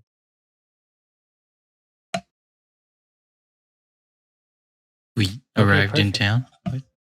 You guys are like on the edge of town, the outskirts. You can see the large fire that they've made, the bonfire that they've made, and you can see there are figures like around the bonfire and things like that. There is a lot of merriment happening in the first outpost. There's something going on in the outpost. A large fire. We should go check it out. Yeah, let's go. Oh, thank you, Harold. I appreciate that. Oh my gosh, I was muted. Yeah, he has everyone else is muted. Yes, it's only Mm. literally only Balto. Sure, but we needed to make a plan. But I literally have no clue what's happened these past 4 days in town. I hope we can find Mike Hawk so you can tell us. I know. Hopefully he's seen Co CJ too. Gosh. Yes. So the three of you continue away into the town. As you guys are kind of coming down like the side pathways or like the large icy stone and like well-worn pathways, but still covered in snow, as the horse is kind of suffering this whole time. This whole time been suffering, and the cart's kind of coming down. You begin to see something. The few of you that have dark vision, that you see clouds beginning to gather over the city, over the village. You begin to see the snow and the frost begin to pick up the wind. You begin to see shadows in the sky above the clouds. You begin to see a large shadow pass along the ground. Something's You look happening. up and see a blizzard beginning to come, centered on top of the first outpost. And you kind of look up and you see it. You look, the three of you, clouds shifting and churning and growing. You see three small fairies. And in the middle of that,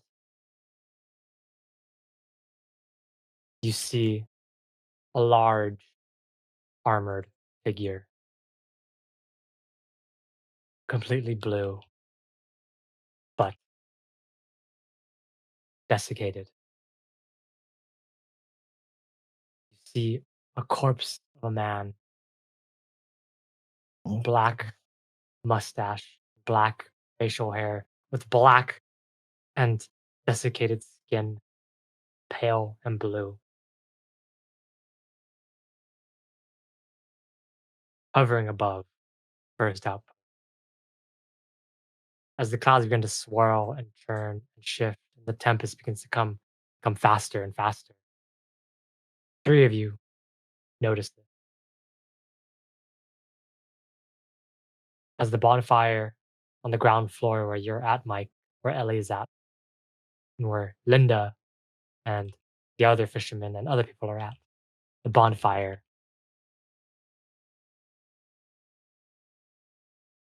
fades. As the snow begins to come down faster and faster, the winds pick up speed and the cold, frigid air comes in. Something's about to happen. I get a feeling something bad is about to happen. Well, there's a guy hovering the fucking city. Should- Use your warden powers, bro. The warden powers don't work like that. I don't know. I don't know how to channel these powers. Okay. How high is he standing up, hovering? If you looked at him, like you can see him because you guys are on the side of basically of a mountain, right? Like just coming down and seeing the entire outpost in the village. You can see him like almost at the same level as you. So he's like really freaking high, but he's large enough. He's the size of a giant. Oh shit! He's huge. Who is this? Can I make a perception roll or? Sure, roll a perception. I have dark vision. Let's see Yes. this. Wow. Okay. Never mind. 9. Oh. Baltoe, roll me a perception check. All right. How far away is this guy? This guy is quite far. Like 120 feet away, or? Farther than that. No, damn it. Baltoe, you look at this individual up in the sky, and you look as hard as you can. Your vision is not as great as your others. Or you smell something on the smell. Same smell as the finger that had disappeared. Oh shit! Shit. And as you realize the smell of that, Oh shit! you see the clouds begin to coalesce. No longer clouds, but ice, frost, and snow. As the frost and ice and snow become a large, round sphere Oh shit. of cold, larger than almost the village itself. I turn to the party. I say, I think everyone else in this realm knows this is the last reset, and they're coming to stop Linda to take her powers too, guys. Maybe. I don't know. Who's the guy? Who's the guy up there? That smell? That's the smell of the old warden in the air. Oh, same shit, smell as the dude. finger. Are you gonna be able to fight him, bro? Let me try. What are you doing? I don't know. I'm trying to do the thing, okay? It's just I don't know how to do. I don't know magic. I don't do magic, okay? Oh my goodness! I don't know how to transform like a druid. All right. The bonfire goes out, and as the bonfire goes out, you realize that there is a shadow cast above you. You look up, and you see figures floating above you. As you kind of notice these figures, you recognize some of the smaller ones, small fairies that you saw before. But in front, in the middle, between them, in the middle of this triangle of fairies, you see a creature, a giant of blue skin, undead, desiccation. And as the clouds kind of gather and coalesce to a large ball of snow and ice and frost, standing under it, you realize that, well, you gotta protect your people. Yes, sir. As that giant throws down a large avalanche of snow and frost downward onto the village, onto the gathering of people, where onto the group, travelers, citizens. It comes down, careening down. The sounds of wind and shattering ice come down as the weight of almost a meteor snow barrels down onto the village. And that's probably where we're going to end the session. All right. And I bring out my Uno reverse card. Yes. You bring out your magic cylinder. My magic cylinder. But yes, that is the end of the session. And Sounds good. unfortunately, we have one more. I think the next one. You know what? I'm happy. I made it a beautiful, happy ending. That's fine with me. Yeah. Everyone dies. Yep. What a way to go.